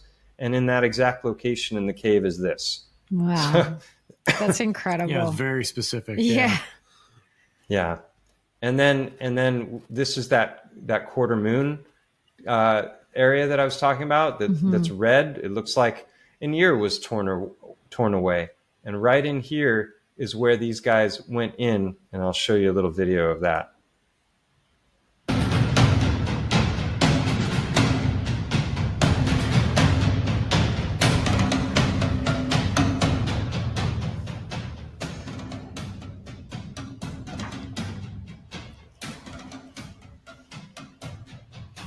And just to pause it real quick, here they're excavating the skeletons, but in a moment it's going to show cave paintings.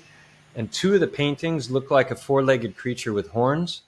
And another looks like deluge, like major storms coming down from above. And then there's even like animals falling from the sky. So it has a very cataclysmic, apocalyptic look to it in the cave paintings, which I thought was also interesting. Wow.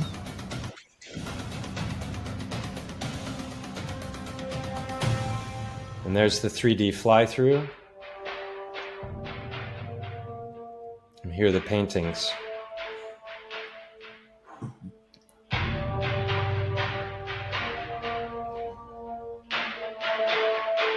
And this is all of the broken fragments of that collapsed section of the mountain. And that's when I started to go in and look at the structure of these stones. And that was just even more of a mind blow. So I went up with a couple of friends and we were examining the back of this structure, and I was showing them that there were these channels that were going in like here, and others that are bigger. And if you think of the eye, I theorized early on that fat would petrify to quartz. And in trees, the fat or the sap petrifies to quartz. And I can show examples of that later. But one of my friends noticed that this whole structure was actually a 10-inch thick layer of quartz. And here you can get a sense of what that looks like. And so that makes sense. If you think of the white of the eye, the sclera is fat. And so this whole cresting structure is covered in a big layer of quartz. Like, what the heck? And if that isn't crazy enough, this happened. I was in an interview after I'd made the 4th video, and I went in to try and show this guy who was interviewing me this eye socket and how it looked and the structure of it and everything was blurred out. And so this is what it looked like. This is what it looked like before.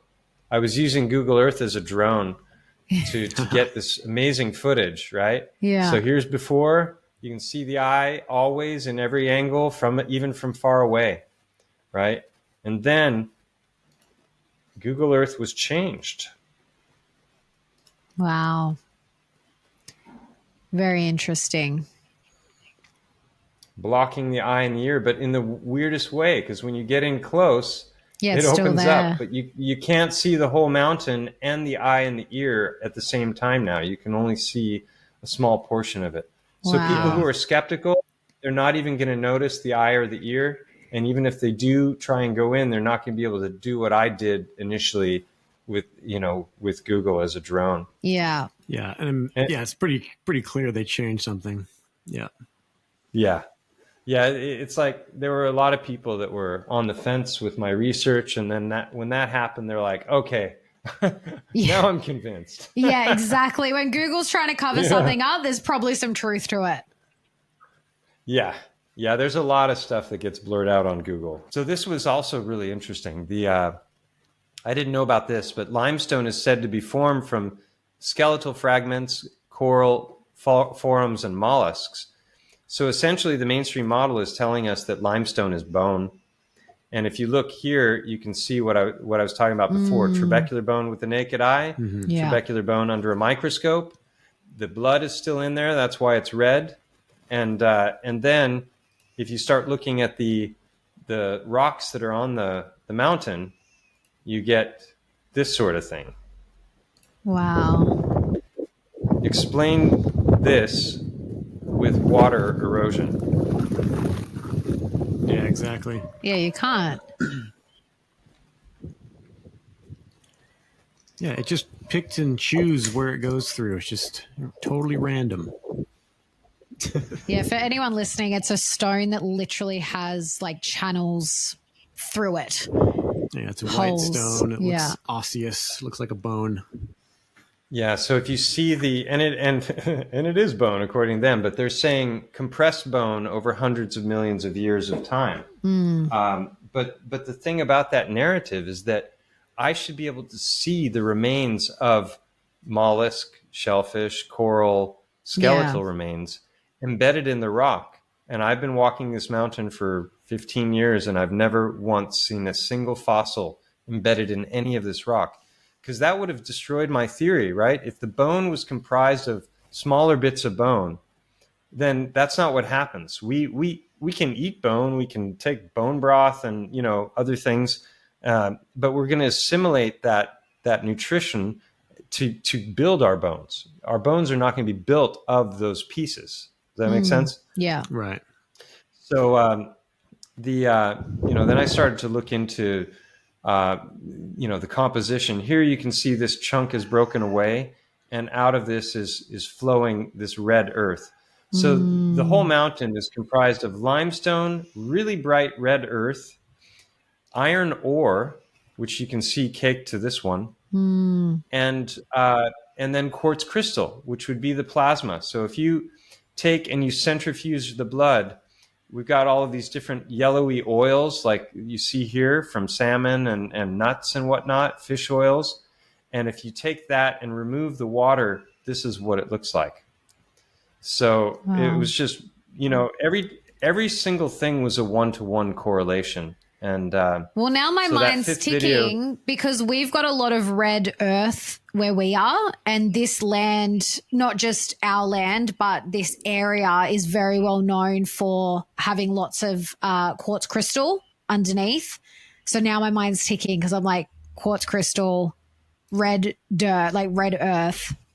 Yeah, well, I was going to ask you. So I was messaging with Villy and Bjorn over here at the property that you got to see, and they wanted to ask: is there any structure of particular interest in Australia that makes you think Titan or anything that you want to investigate further? Well, Ayers Rock is obviously incredibly interesting.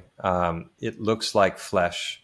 It looks like it's got the banded, fibrous look of muscle, right? Yeah. So it could be muscle if it's a heart, and many people have hypothesized that it is. It's only a small section of the heart. And the reason is, if you look at it, all the fibers are kind of going the same direction, whereas the heart is a knot that has curves going all kinds of different directions when it comes to the fibers. So if it were a heart, most of it is buried, right? Yeah. And you're just seeing a small portion of it. I think that's really interesting. I haven't explored with Google Earth, the geology of Australia, but what I can say is that Villy's property, there are 2 mountains there that look identical to Tree. And Tree has been one of the biggest things on my channel, looking at the evidence for these titanic trees. We're talking about trees that were miles wide at the base, right? So how high up would a tree like that stretch? It's a crazy size that's hard to wrap your head around. But if you think of a tree that's decomposing in the forest and it's breaking down into little bits, and you were to pick one of those bits up and look at it and extrapolate to a tree miles wide at the base, that little piece would be 50 or 100 feet wide, right? That's the kind of size we're talking about. So massive. I took some incredible photos and wanted to get up close, but we didn't have the time before we had to leave his property, because there's one mountain off in the distance that has a perpetual waterfall. I was just about to ask, is that what I thought, had an inkling you were talking about that one? Because when you're up high on Villy's property, you can see right over and it just goes, it's really wide. Yeah. And the one that his house looks at straight across is also very clearly Tree, in my opinion. And I didn't get up close to see the structure of the stone. Hope to do that, on a future visit. But I did all the work on the mountain and made the initial videos. It's a 6-part series now. And the 5th part is exposing the discovery of the remains of the eyeball and that quartz layer and the Google Earth censorship. And then the 6th video, I'm just kind of wrapping up a whole bunch of loose ends. And that's a really awesome video. There's some very interesting evidence in there as well. But after that, there wasn't much more to do. I had accumulated over 50 anatomical correlations from histologically, anatomically, macro, micro. That's a gargantuan number. And but there wasn't really much more to do other than tell people about it. And I've done a lot of interviews since. But along the way, I came across the work of Hangman 1128. He's got an amazing channel on YouTube, and Sounds familiar. He was coming at all of this from a biblical perspective. I wasn't, which is ironic because, like I said, there's been a lot of Christians over the years who have been incredibly thankful of the work that I've done because of what it's done for their faith, and other people who are not approaching it religiously at all, but are just like incredibly thankful because it's caused them to see the world with entirely new eyes, and it's brought back this like childlike innocence of like exploration of what is this really? What am I looking at? And, instead of just buying the official story. So when I came across his work, the first couple of videos I saw, it brought tears to my eyes because he was showing HD footage on site, boots on the ground, just like I did with the mountain, which Roger has never done. And a lot of the people who are championing the idea of mud fossils or titans and are showing photographs of mountainscapes that look like titans, there's no follow-up. There's no on-the-ground footage. They're just showing photographs and making claims about what these things are. And it might be true, but it might also be that from an entirely different angle, it would look entirely different. So, is it pareidolia, or are we seeing something that really was once a giant creature? And I don't like the word all. I don't use it like all mountains are this or all mountains are that.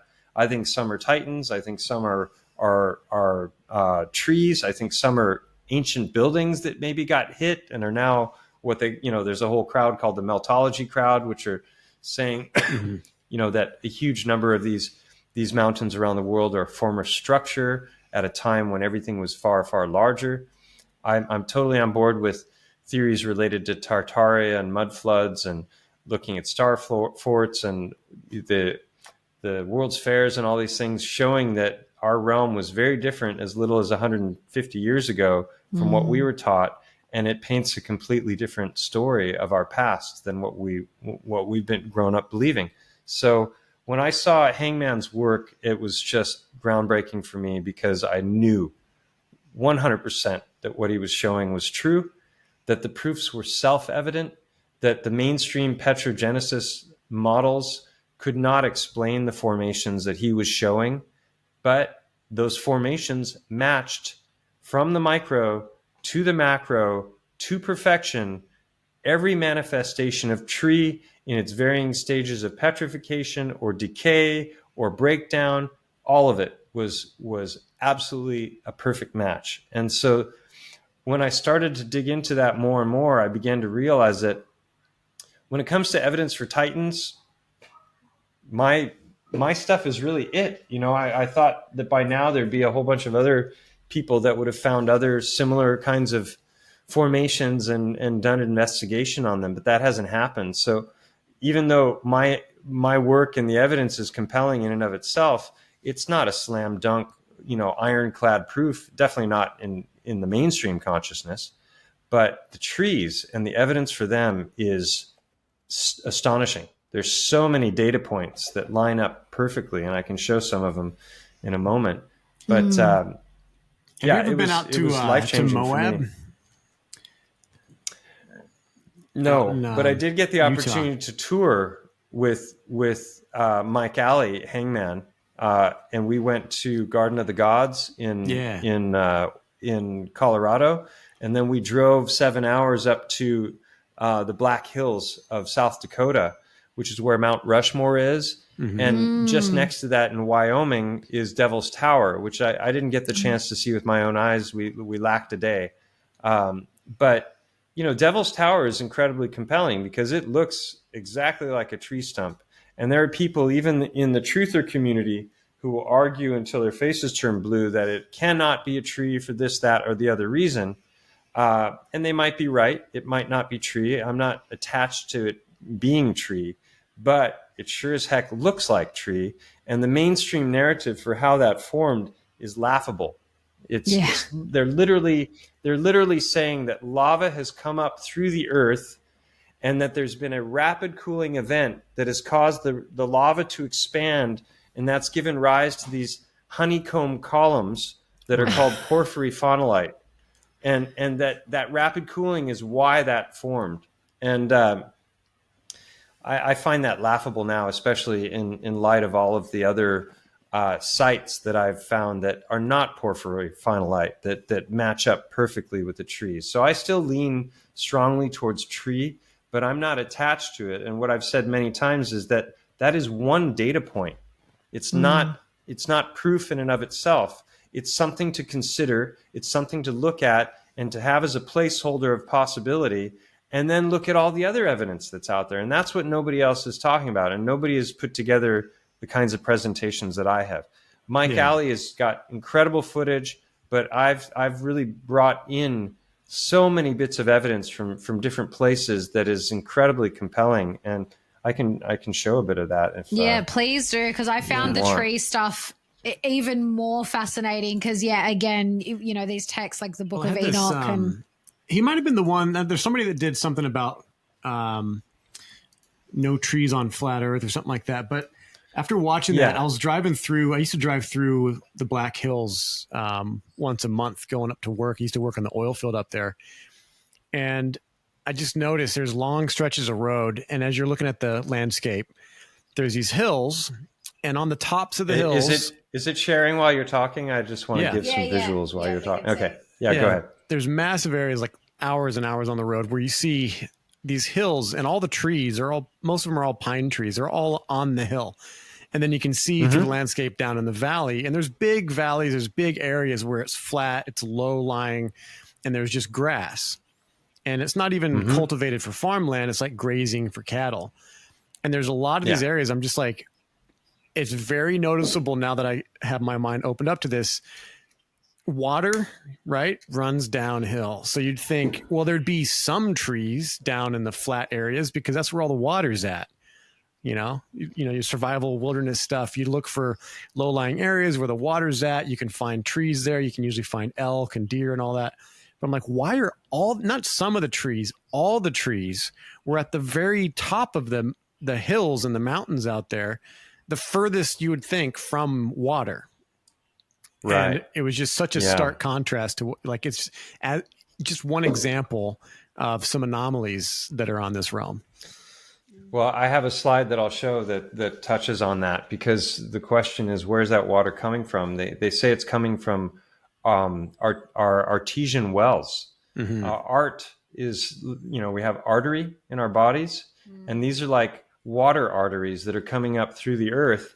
And then you have these perpetual waterfalls that can't be explained by rainfall, because like you have the tepuis, which I'll show pictures of in a moment, like in Venezuela, which are these jutting upward plateau mountains that have never-ending waterfalls, and it's impossible that that's coming from rainfall. And if you look at what's on the screen right now, this is a place called Jugurtha, and it looks like a tree stump. Now, even if you bought the sedimentary layering model for how that stone has formed, how do you get concentric rings in a sedimentary model? It makes no sense logically. And this is Devil's Tower, what we were talking about before, for those who aren't familiar with it. Sure has a tree stump look to it, right? Yeah. And I've done a video called Felling Titanic Trees, just looking at, like, it didn't have to be some kind of laser technology or aliens. It could have been something simple as a diamond rope saw that was really big, which is a pulley mechanism and a chain or a rope that has been embedded with diamond. And as long as they keep water flowing as it's running, it won't overheat, and it'll just cut through that rock, Wow. And we have the myths of Paul Bunyan and this story of the great lumberjack who went around North America cutting down the giant trees. We have these ancient mythologies. This is what I was talking about before. People can pause this and read it if they want, talking about how the tower formed. And the different models are all 50 million years. And it's all that the earth used to be up here. And then volcanic lava came up through magma, and then rapid cooling. And then 50 million years of erosion has brought the earth down to this level. Okay, so what happened to all the earth then? If the land used to be over 1,000 foot taller than it is now, where's all that land? It brings up more questions than answers. I'm from Wyoming, and on the other side of the state, I didn't know that. Yeah, I was born in Cheyenne, and on the other side of the state, it's probably 6,000 or 7,000 foot altitude, probably the same altitude that Devil's Tower is. And you can go out there and walk around on the ground and pick up fossilized seashells and stuff. Oh, wow. So this idea that millions of years and all the soil eroded away from that, but even in the mainstream model, they talk about a great flood, right? Yeah. They talk about 5 different cataclysms that wiped out, like the trilobites are no longer here, and lots of different species no longer exist. I think they say like more than 90% of all the species that once existed on the earth are no longer here. I don't know if that's true or not. But, even in their model, gigantism existed and cataclysm, and every civilization on the earth has the great flood stories, like the flood of Noah. Whether it's a Christian country or not, they have these stories. And then, we have this 4-continent system at the north, and Rupus Nigra, which many say is the remains of the world tree, which is the magnetic mountain that our compasses point to, also known in the Norse mythologies as Yggdrasil. Mm-hmm. And then we get these little truth drops in cinema, of avatar-sized trees, falling, and it's maybe the reason this was the top-grossing movie of all time for over a decade is because it's speaking to some truth that we all deep down know. Now, I believe that we're in something like this, that it's not flat or globe, that it's a combo of the two, and that false dichotomy is just to get us arguing with each other.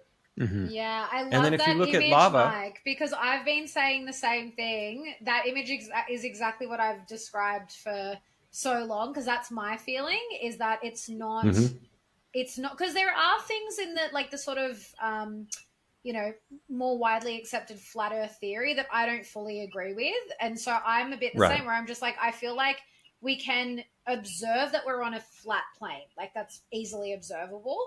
But then I do also feel like it's this, it's the micro and the macro. We as human beings have a toroidal field. Like, we have this energetic toroidal field. Yep. And that's what I believe that the earth has. And so that it forms this dome, so to speak. And it is a bit of exactly like you said, it's kind of like a bit of both. And that image it's like the perfect image. Yeah. Micro to macro, as above, so below. We get these ideas in the esoteric literature. And everything is fractal and holographic. The part contains the whole.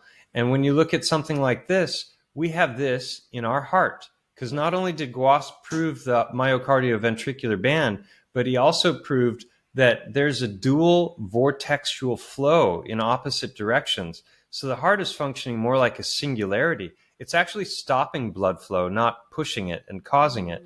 And the blood is very likely being propelled electromagnetically through the body. So this is scalable.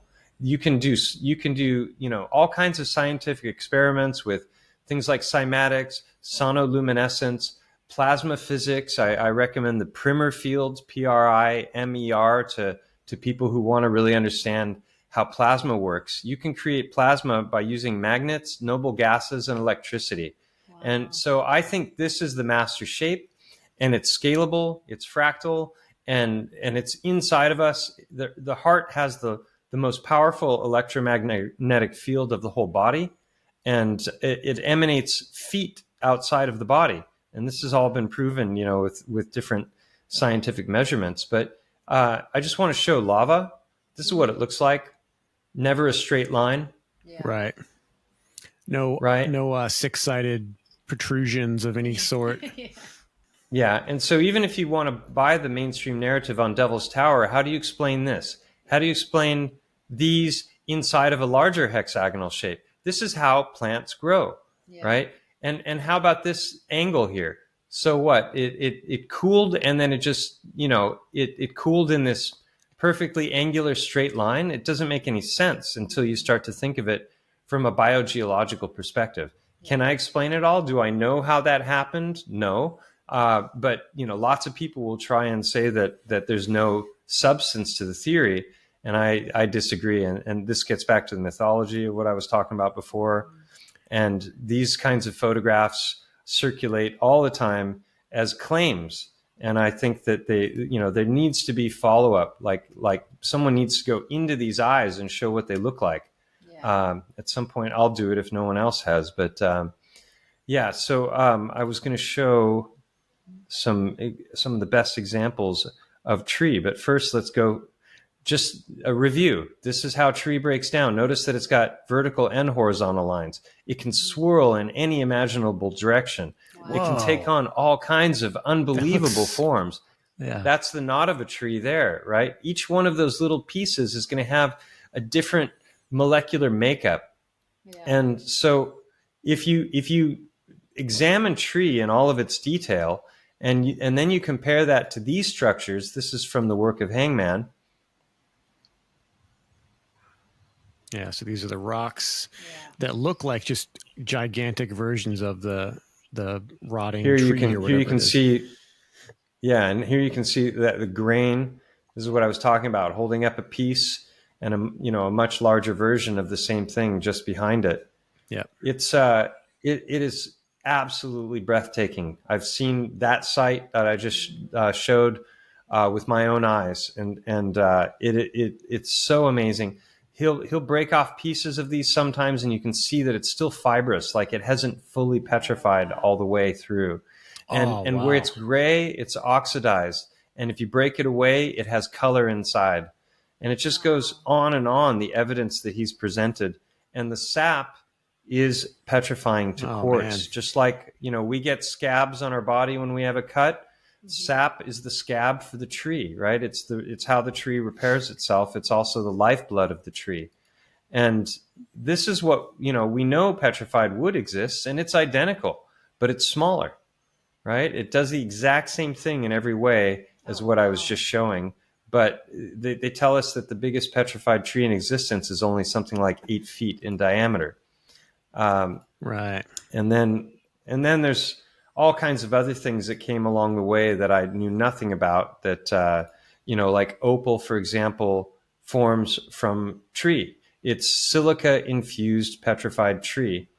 And these are, I just want to show so people, because those were photos before, but this is so breathtaking.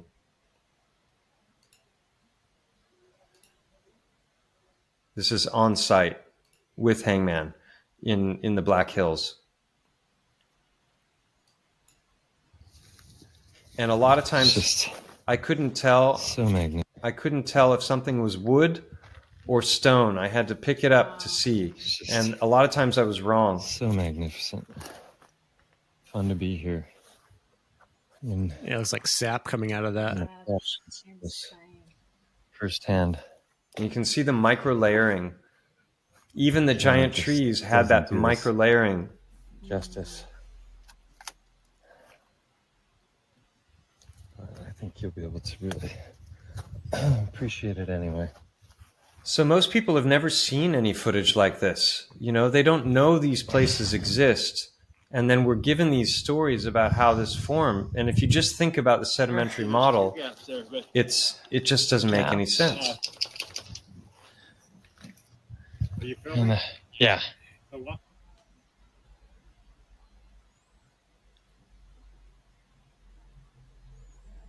So if not wood, why does it look like wood? Yeah. In every shape, in every way, shape, and form?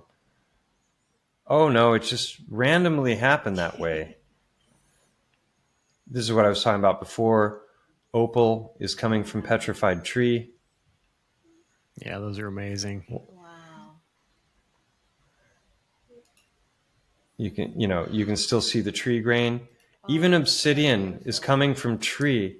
So here you have copper, and here he's polishing obsidian, and this is what it looks like. You can still see the micro layering of the grain. Oh, and wow. it's been infused with other things, and it's catching the light, and it's phenomenally beautiful. And here you can see in between stages where this still has the tree grain, but this is glassified or vitrified, and that's obsidian, but this is not. Or is it that this became that? I think that's more likely. There used to be petrified forests all around the world. They were harvesting the forests to get metals, gold, silver. Crazy amounts of silver and gold were in these old petrified trees, which no longer exist except like little places where you can go and pay to see them. So they were getting all kinds of gold, silver, copper, platinum, from them. And let's see. So then just, thinking about geology as a whole, how do you explain structures like this in the mainstream model? This makes a whole lot more sense if that's something biological, right? That these are, I don't know, cells or something. I'm not claiming to know what this was or what it was a part of.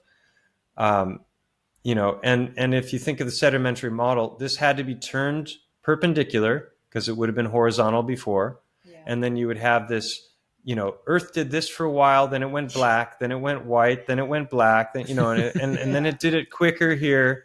Yeah. Or did this grow and was part of some biological structure, hence the name biogeology? And if you see this stone here with all of its complex layering that looks like wood, look at these lines. They're going up and they're extending through this. How does this happen? I can't even begin to tell you. That how almost this looks formed. like the inside. But I can maybe tell like you a how it didn't smooth form. muscle. Oh yeah. Yep. Yeah, it almost does. looks like intestine. Yeah. So, and then if you buy the model on the porphyry phonolite, the columns, how do you explain this? Yeah. Or this? Wow. Right? The narratives fall apart when you start to just look at the photographs. Yeah. This is white pocket. Tell me that's not biological. I mean, come on. It's obvious. Well, now I'm thinking about when we went to Joshua Tree. Have you been to Joshua Tree, Mike? I haven't. I grew up in California, but I've never been there. How funny. Well, there's a skull rock, what they call skull rock. It literally looks like exactly like a skull. And then I'm just thinking about the rocks there, because we climbed a bit of them, and it's very similar in that you've got these like grooves. It's very smooth, but then you've got like these grooves, and they're just kind of like, again, if it was just water erosion, why do they have very specific grooves that go down in certain places but not other places? And now I'm just like, I want to go back, and I would be looking at it through a completely different lens. And that place, so in what's it called? Joshua Tree. Joshua Tree. I keep thinking Jericho Tree. So Joshua Tree is very similar. The boulders, the massive size of these boulders are very similar to a place in Wyoming called Vitavue. And that's near Laramie. And then there's another place in Australia. Those are the only three places I've seen so far that have this massive, like one boulder is the size of a skyscraper. Just one solid chunk of granite or whatever it is. So, yeah, very curious stuff. You know about stalactites and stalagmites in caves, that they're said to form like 50 to 100 years per centimeter from the accumulation of mineral waters, right? Yeah. Check this out. I'm about to show you 5 different examples of rock forming quickly. Then I'm going to ask you a question about a dinosaur bone I'm going to show at the end. From Karlovy Vary in the Czech Republic, mineralized water went through these pipes and formed this in 80 years. Here's a spark plug in stone, no more than 20 to 40 years to form this. This little guy right here was put into a mineral springs in Karlovy Vary, and within just 6 weeks, it turned to stone. And this right here, this is the same material you find in stalactites and stalagmites in those caves that they say are millions of years old. This right here took 6 months to form. Here's the question. Here's a dinosaur vertebrae. If these right here can form in that length of time, anywhere between weeks to months to years, how long does it take to fossilize a dinosaur bone? If the creationists are right, then it's 4,500 years, no older. What do you think? Well, I think that this is a 200 million year old drivetrain from a vehicle. Yeah. Nice. So like there's a guy, I talk about all kinds of different forms of petrification. There's artificial, this guy Girolamo Segato. Yeah, there are different theories related to that. Phaser technologies, that's like laser but with sound. And if you look at this is the work of Girolamo Segato, a scientist in the 1800s in Italy who knew how to petrify any kind of flesh. There were 2 other guys that could do it as well. So these are made of stone, and they're in museums in Italy. And then I showed a slide while you were talking a moment ago here. This is actual petrified brain. This one is whale and one is dolphin. I can't remember which is which, but you can see this chunk is broken and it's quartz crystal inside. So fat becomes incredible. Quartz. There's your evidence. We make stones in our bodies, and if you do cross sections of the stones, they look like geodes. So how many of the geodes we see are formerly stones? This is a single gallbladder. That's a lot of stones. If organs can petrify, So can lymph nodes. They're like mini organs, right? We've got 600 lymph nodes in our body, roughly 400 to 600, depending on the body. So all of that is a potential for petrification. And Girolamo knew how to do it, and his secret died with him, along with the other two scientists. Then you've got places like Lake Natron, where it's really highly caustic waters, base 12 alkaline, and things fall in and they start to petrify.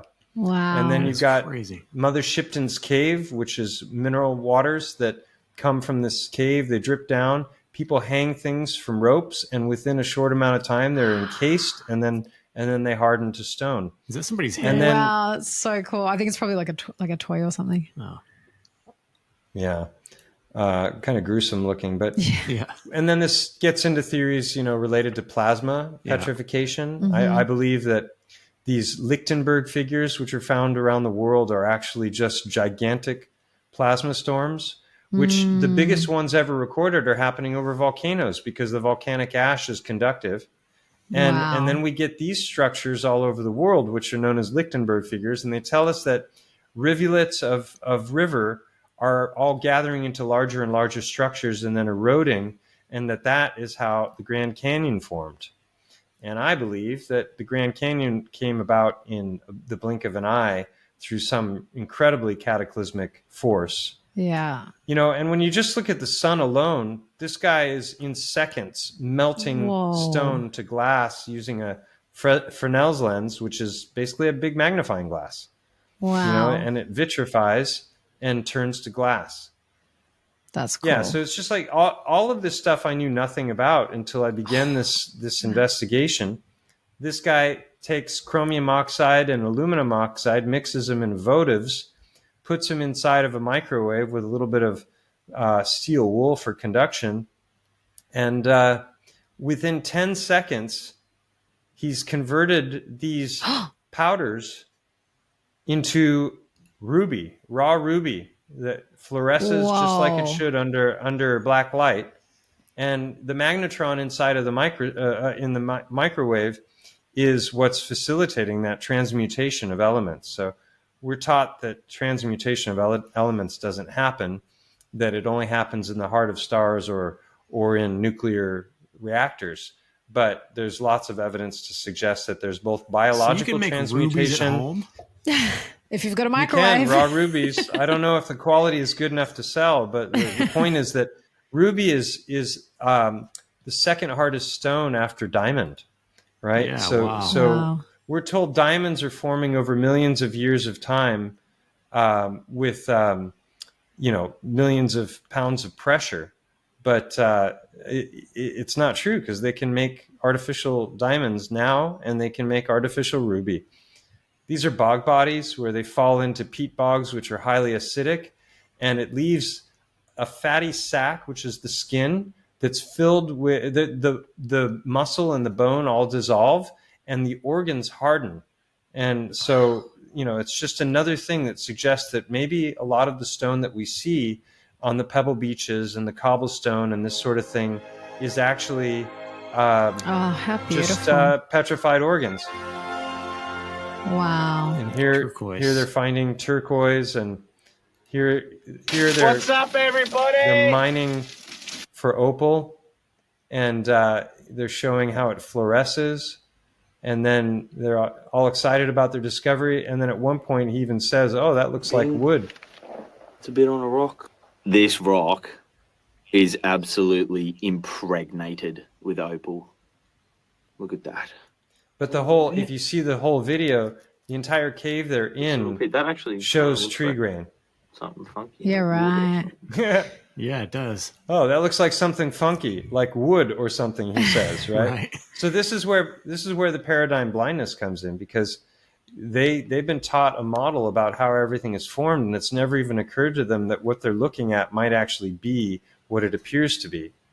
And so just some final points on the big trees.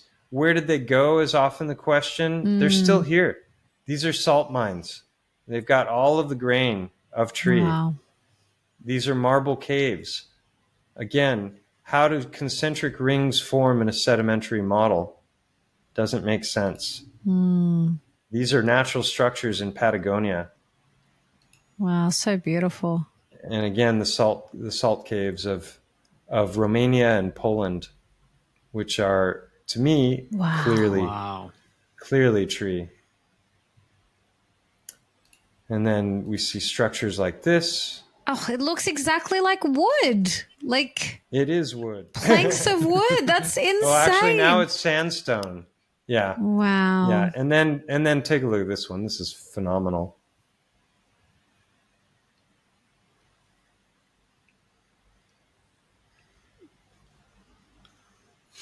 Wow. So I didn't know, any of this stuff existed when I first, began investigating this, and I've just been aggregating all the data, and there are so many data points that line up absolutely perfectly with the idea that many of these mountainous rocky structures that we see were once biology. Like, how does that happen with sedimentary layering? It doesn't pointing different doesn't directions. Work. Yeah. Wow. Swirling, and then all of a sudden there's a line there, and it makes way more sense when you look at how wood grows. It does all of that and more. This is known as banded iron. Again, that flipping back and forth between two completely similar but distinct kinds of colors. Yeah. And the swirling without any breaking. Then we get into places like Petra, which I think are tree. Here you can see inside of the dwellings at Petra in Jordan, all of the magnificence of the remains of the tree. I think they were carved into while they were still soft, and then the petrification came with the flood and the high mineral content waters, the waters of the deep, which are highly mineral content, like the lake that I showed you and Mother Shipton's cave. And I'll wrap this up here because I've been presenting for a long time. You've got these structures, which I didn't know about. Wow. Which are these massive caves that people are diving into. The action adventure twins go into these structures that look just like root structures, where it goes down 500 feet and then it snakes off into another passage that goes down another 500 feet. And that's incredible. This is them descending into one of them. And these are lava tubes. So this is interesting.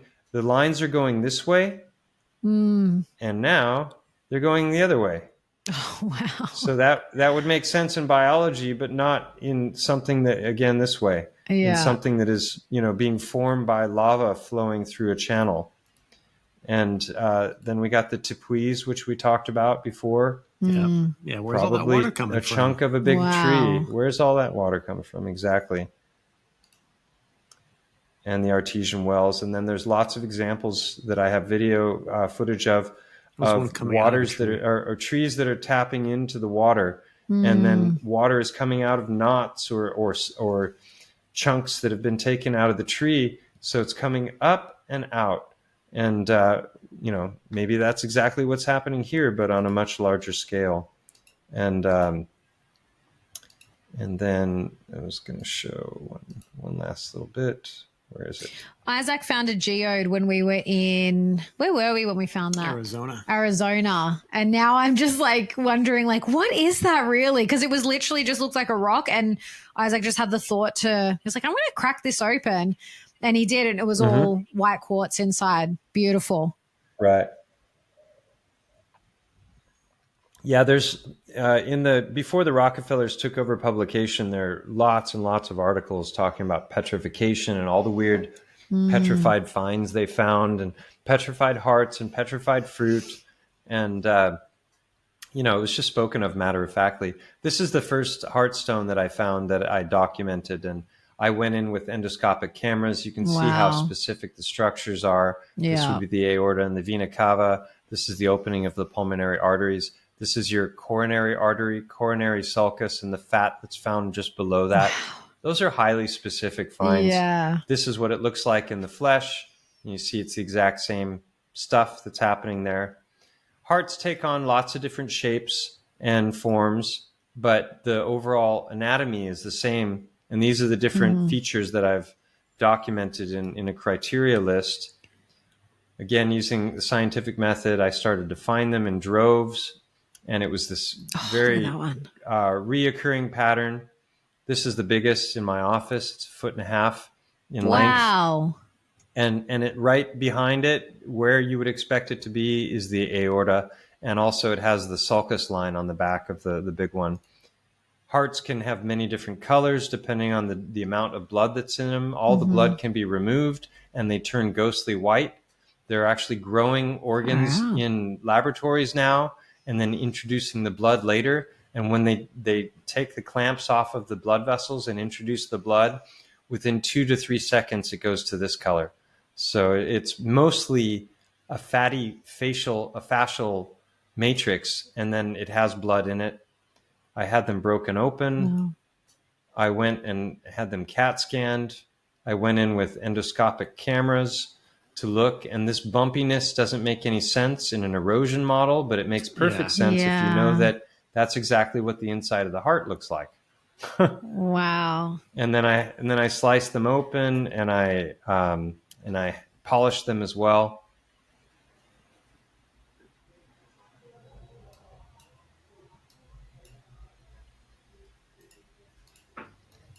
Set them, so I'm not the best of preppers. Anyway, this is a new one. You know the routine, right? And you can see the lines there. But this is also a new one. Got this yesterday out at sunset for a little less than an hour. Got about 6 of them. But this one, look at this. These are twin flames here. This one is new.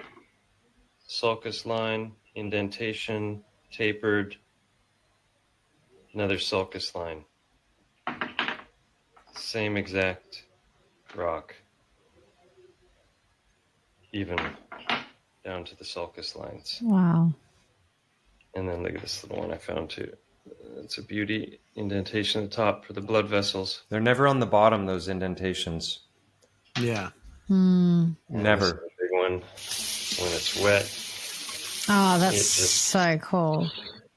It's almost bloody. Same with this. Missing a chunk.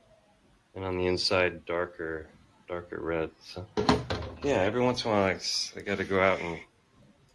This one here I sliced, and this side I didn't polish. But that one actually shows a blood vessel going right through the center of where I did the slice. Get a little inspiration for repeatable, scalable, highly specific, and also predictable. And what I mean by that is that that there have been times where I've seen rocks that were mostly buried, and I recognized the shape. It's the same pattern, and I could tell which part of the stone I was looking at. And then I predicted what the rest of the rock should look like as I pulled it out of the mud. And I was right multiple times. And I've got a video, a little short clip of me just walking down a trail. And there's one that's like this big. And I'm like, I know I'm looking at the front.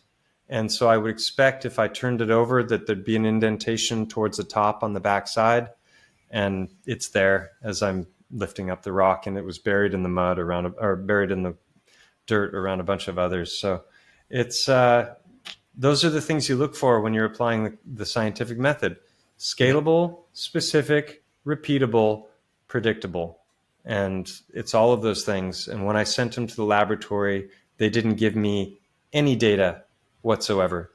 They gave me a 1-page PDF file that was a photograph of one of the rocks that I had given them, which they took, and they claimed to have asked 100 different people what they thought the rock looked like. And then they broke down the answers. And some of the answers towards the end were very weird and highly specific in a way that no two people would have possibly come up with the same answer. So even that list was fabricated. I got no numbers, no data whatsoever. I got the opinions of this self-professed expert, and they made all these claims about all the things that I had done wrong and that I just don't know geology and I wasn't, approaching things, appropriately. And they even insinuated that I might be in it for the money and that I was trying to like fool people and maybe wanted to sell these stones later. But ironically, they're the ones who offered me money for the stones. And I turned it down because all I wanted was the data, and I never got any data. I just got a runaround. And ironically, they're insinuating that I might be in it for the money to try and sell them.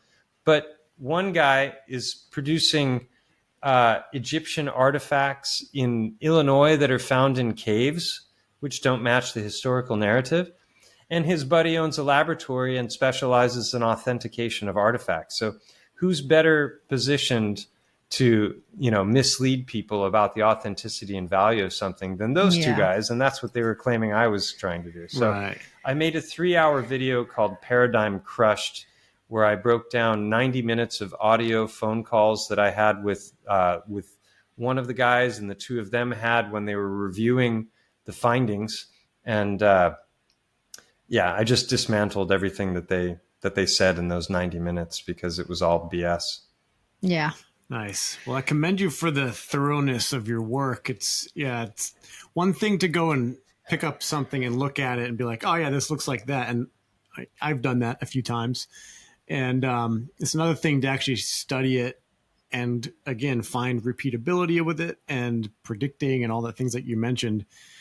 And this is just scratching the surface of it, because the implications of all this is pretty astounding. And I can't wait to see, because this is the world, we're wanting to have kids, and this is a world where our kids are going to grow up in. And from here, who knows where they're going to go. But if they start with this as a plausible direction of inquiry and what it means, we're talking other land, different ways that things work, where to find different types of minerals and metals and different things. Yeah, it's a whole other world.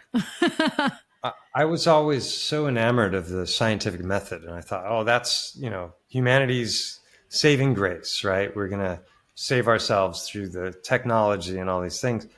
And, the misapplication of that is just so widespread. And I never understood, like when I got into the flat earth subject, I never understood why there was such a profound resistance to it, because my thought was, this is amazing. What an incredible teaching tool for children, in school. Like, okay, even if they want to say this is what we believe now, and we know this because of this, that, or the other reason, all of their analysis of the flat earth stuff is just lip service. They're saying, oh, we can see boats go over the horizon. No, that can be disproven with a P900. We know that Eratosthenes proved the circumference of the earth 2,500 years ago with sticks and shadows. Oh, well, they don't ever go into the details of how that could have possibly been done, which is sketchy at best. But they also don't tell you that it's not proof that the earth is a ball, because if you have a smaller local sun, the outcome is the same. You still get the same angles with the shadows, and you can still do the same geometry and come to the same conclusions. So for me, it was like, this is an incredible intellectual exercise. This is a fun thing to do. I wasn't like, well, initially I went in trying to just disprove it to make it go away because I thought it was stupid. But as I got into it, I'm like, this is how they should be teaching children. Teach them logical fallacies, teach them how to even entertain an argument that they don't believe. This is debating skills, right? Where I'm maybe anti-abortion, but now I'm going to take the pro-abortion side because I have to learn how to steel man arguments. Everyone knows about the straw man, where you misrepresent somebody's argument and then you debunk the misrepresentation. They don't know about the steel man, where you take the absolute strongest argument that they have and then shred that. That's how, that's what intellectual honesty is when it comes to debating. And so I was like, why is this getting so much resistance? And then obviously, well, because there's substance to it. And when the algorithms came in, it just made it so obvious that this is very dangerous, because it completely dismantles almost every narrative that's out there when it comes to anything related to science and history. So I think people like I said, it's an intellectual rite of passage. If you haven't given it its day in the sun and done your due diligence and really approached it honestly, you're a hypocrite. And most globers don't know the first thing about their own model. Yeah. Flat earthers will dance circles around them. We know the spin of the earth, we know the speed, we know the circumference, we know the diameter, we know the curvature rate, we know the formulas. They don't know anything. They don't know the distance to the sun, the distance to the moon, the supposed sizes of them. And they look foolish very quickly. And so that's why they just immediately, have knee-jerk reactions and default into these arguments that have actually been programmed into them, but they don't even realize it. Yeah. They've never even deeply pondered the subject, but all of a sudden they've got these comebacks for things, and they don't understand that those have been dripped into them over their lifetime. It was one of my favorites that it's like you can't really argue it because you can see it for yourself, and I have seen it for myself. Is Dave Weiss has these videos where he takes his drone up to altitude, and it matters if it's a clear day, low moisture in the air, get as far of a view. The sun fades. Yeah. And, on the ground, the sun sets, right? Well, you take that drone up to however many, feet it can go up and just sit there with 4K recording it. And that sun just disappears into the clouds. It doesn't go down. It's exactly crazy. Well, and the critics would say that, well, now he's seeing the sun because he's gone up higher. So the sun was behind the curve, but the drone went up and brought it back from behind the curve. But that doesn't explain the fade, because it's not fading behind clouds. It's fading behind atmospheric occlusion. Because when we look straight up, we're seeing the minimal distance of atmosphere when we look up. But when we look out, we're looking through all of that atmosphere. And it's more condensed, just like the air is thicker down here than it is higher at the top of a mountain. All of that atmosphere is far more condensed as you get down towards the horizon. So when he sent up that drone in the middle of winter on a very clear day, you have the absolute minimal atmospheric occlusion. And he was able to show that the sun is not dropping down behind the horizon. It's moving away and fading out. And that is wild when you see that. And people are like, oh, you faked this. And he's done it like 6 different times. And other people have managed to capture it as well. No, I was standing there next to him when he did one in North Carolina. They did the Flattoberfest. Karen B and everyone down there who flew down there. And it was cool. I met him. Who's a hypocrite, by the way. I'm just going to call her out since you mentioned her. She's a complete and utter hypocrite. Yeah. I haven't kept up. I don't know what happened. She's attacked all of the tree stuff, the Titan stuff, flood, Tartary, all of those things vehemently, with passion. There's no evidence for it. These ideas are retarded, and she's a retarded hypocrite. There, I said it. Well, and isn't it funny? These are also like the flat earthers that give like the whole flat earth side a bad name, because I know that that's a big argument, is that like the whole flat earth thing is a psyop, because unfortunately a lot of the people that are on that side of things are very dogmatic in their beliefs. And I mean, we see this all the time. We see this in the truther community all the time, where they go against the mainstream narrative, but then they become so dogmatic about the other side. And it's like they are not open to all the possibilities. And that's always the downfall, because it's like, like your method of doing things and the true scientific method is like, really, you're always questioning everything. Like, I think that's a really healthy way to like live life, is like question everything, have a healthy amount of skepticism, like maybe not to the point where you're like questioning reality and you're losing your mind a little bit, but like have a healthy amount of skepticism, question everything, and then actually do the research for yourself. Don't just rely on what you're told. 100%. Yeah. And it's ironic, because the greatest resistance that I've had since I've been, I started my channel, has been from within the flat earth community. And all the people who've criticized my work are the same people who are anti-mud flood, anti-Tartaria. They don't think star forts are that important. The whole World's Fairs thing is that all happened the way they said it happened. And so they're just like, I don't know, there's a cognitive dissonance there where they they're perfectly willing to accept an idea that's the biggest lie that could possibly have been perpetuated.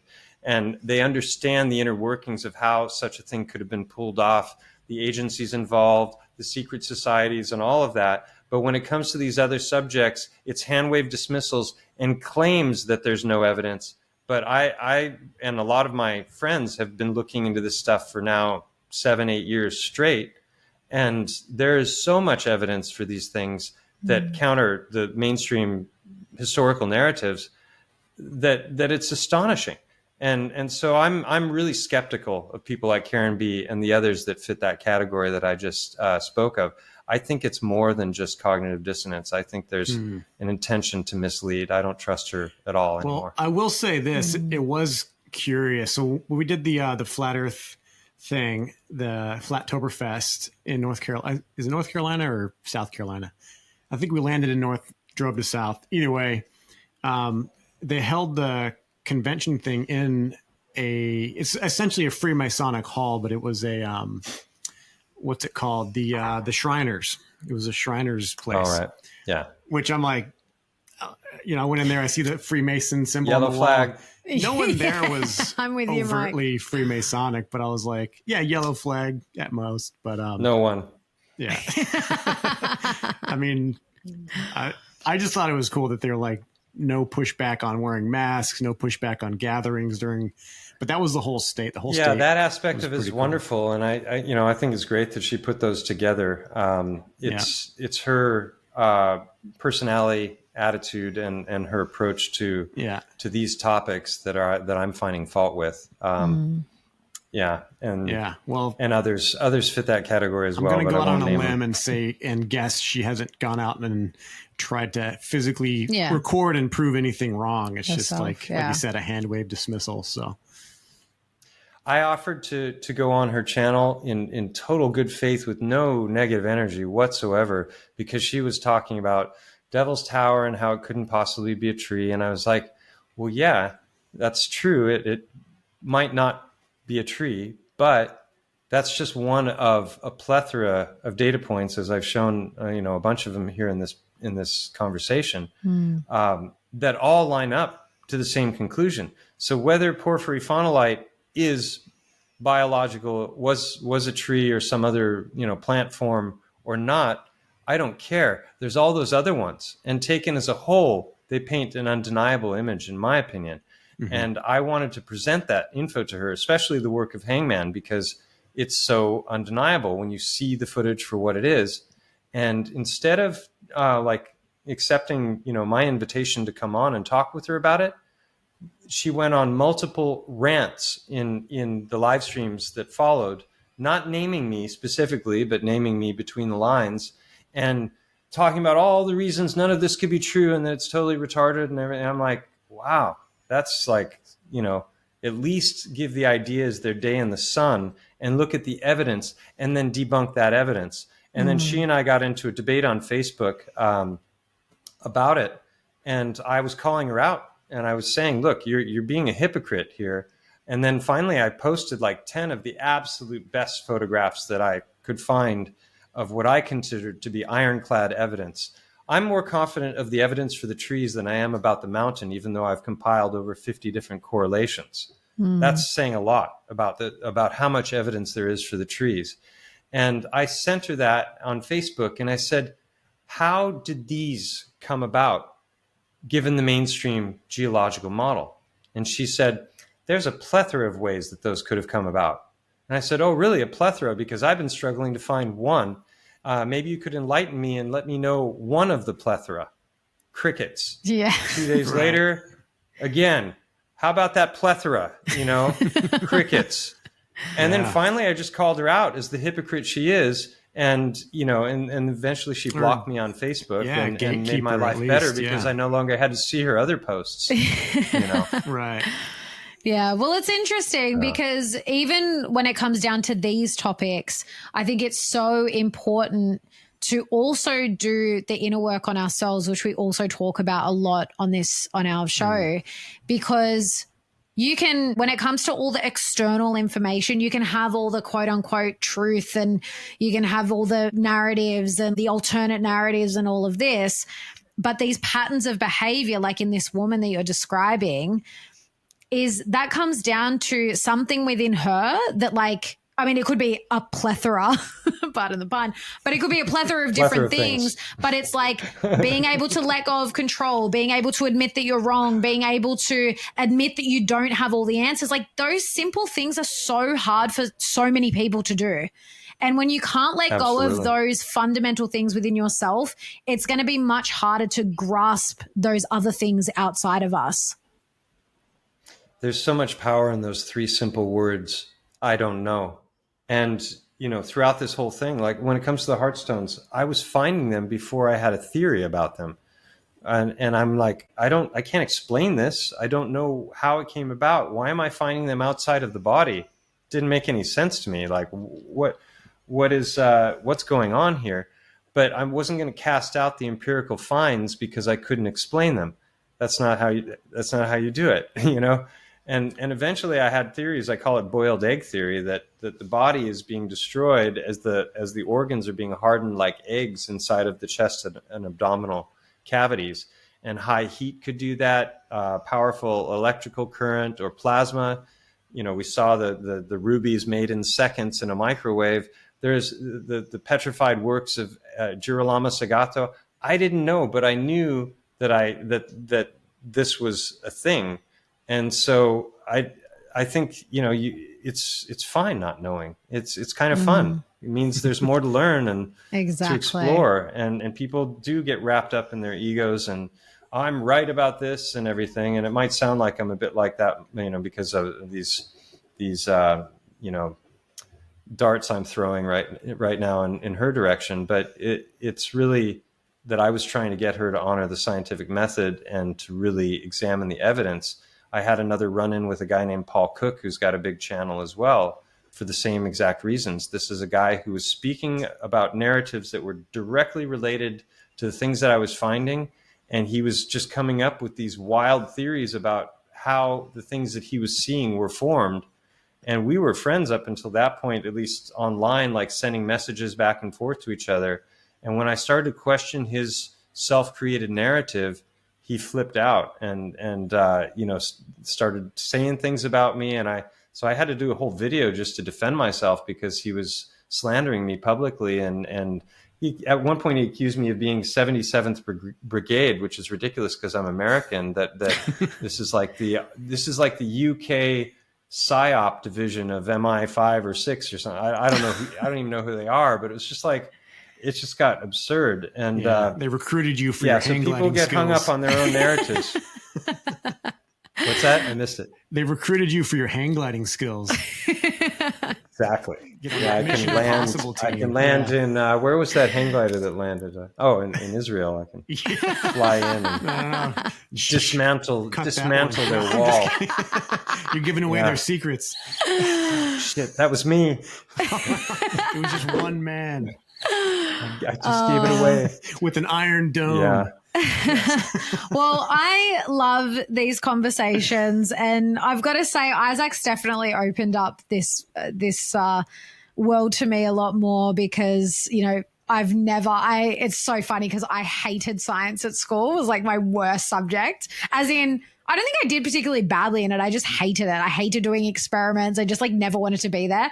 And then I ended up going on to study a Bachelor of Holistic Nutrition, which is you have to learn biology and chemistry and all of this. And so I kind of had this newfound love for it like later on. But this stuff really fascinates me because, again, even going through like mainstream higher education and learning about the body, there were so many things that I just thought, this doesn't really... Not that it doesn't make sense. They can make it make sense, but it, just didn't sit right. Like, and I used to always think too, like, it's interesting to me how this religion of science has come in where, you know, they pretty much like completely dismiss any idea of God, where when I was learning that stuff, I was like, it made my faith so much stronger that like, whatever this is that created us so perfectly. the way that we're designed and the way everything works together. But yeah, this whole realm, I just love it. I love the work that you're doing, and I'm so grateful for people like you, because really this is the stuff we should be learning. And again, like getting out and doing it ourselves. And I think that's what I love about this too. Like we've got a friend that literally found a stone. He's like, I'm pretty sure it's a heart. And, you know, like Isaac said, when we have kids, this is the stuff that we want our kids to be going out and doing and discovering for themselves. So thank you so much for coming on and sharing your work. And please share with our audience like where they can find more of this, because we definitely recommend that they go and check out more of it. It's been an absolute pleasure. I knew it would be, because I love talking to you too when we were in Australia. I think, you know, there's people talk about homeschooling, but it's like, unschooling is a thing now, you know, where you've got to like, and I think it's important as people are growing up, you know, to say, look, most people believe this, but a lot of people believe this, and let's examine the evidence in favor of these different ideas and see which is best. That's how you teach critical thinking skills, instead of just rote memorization of like, you know, banging facts into them that are not even facts necessarily. So my kids are grown, you know, 20, 22 almost, and 24. So I don't have to worry about, you know, dealing with the school system, but what a nightmare it's become. And with, you know, Common Core and all these ridiculous notions that they're pressing on these kids as if they're facts, and it's criminal. And so I think it's been fun to do this, and I guess I was the guy to do these things because of the background that I come from, and my willingness to not know and just go into things because I'm curious about them and see what happens. And it's been quite the adventure. So as far as finding me, my YouTube channel, Stellium7, I'm on BitChute and Rumble and X and Telegram and all kinds of others. I think I sent you all my socials. So I was going to say, you're everywhere. You sent me your links and you are everywhere. So I am, and I'm not like that.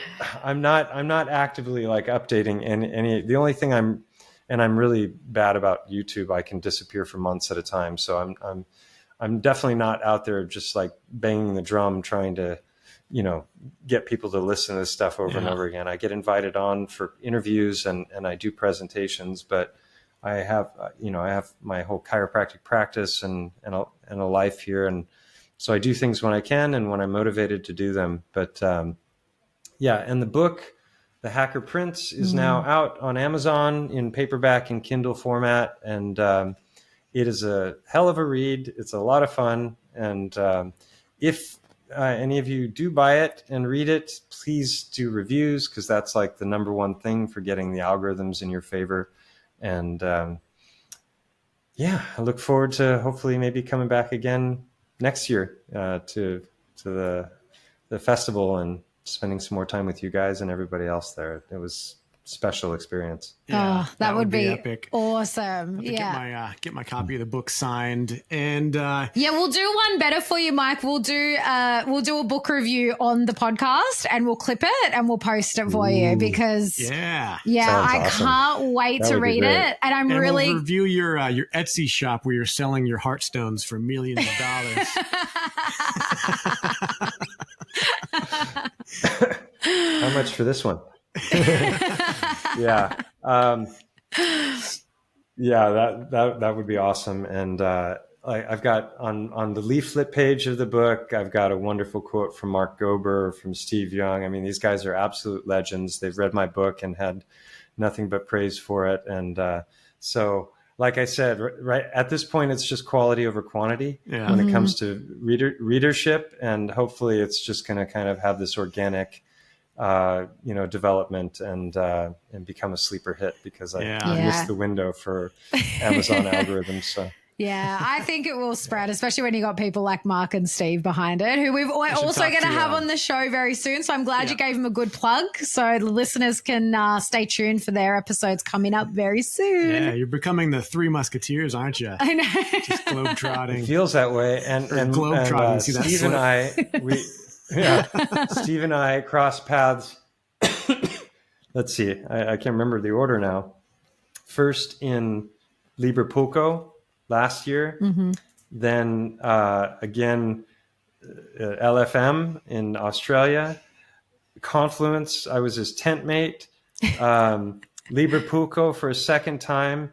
I spoke at the Illuminate and Elevate conference in London just a few weeks ago. He was one of the speakers there, along with Mark Devlin and Andy Kaufman. And then Alex threw this amazing party a couple weeks ago that some absolute legends came to, and just an incredible crowd in general. And so he was there and he stayed with me. So we're good buddies now, and I've seen him more than I've seen my own family this year. Nice. That's awesome. Love it. Well, thanks again, Mike. Thanks for so coming great on. to have you on. Thank you for the invite. It was a lot of fun. Till next time.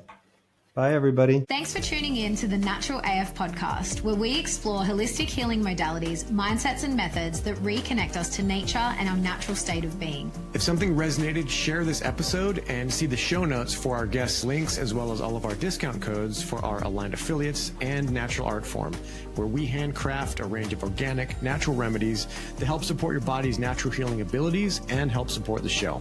If you're listening on Spotify or Apple Podcasts, please take a few seconds to leave us a rating and review.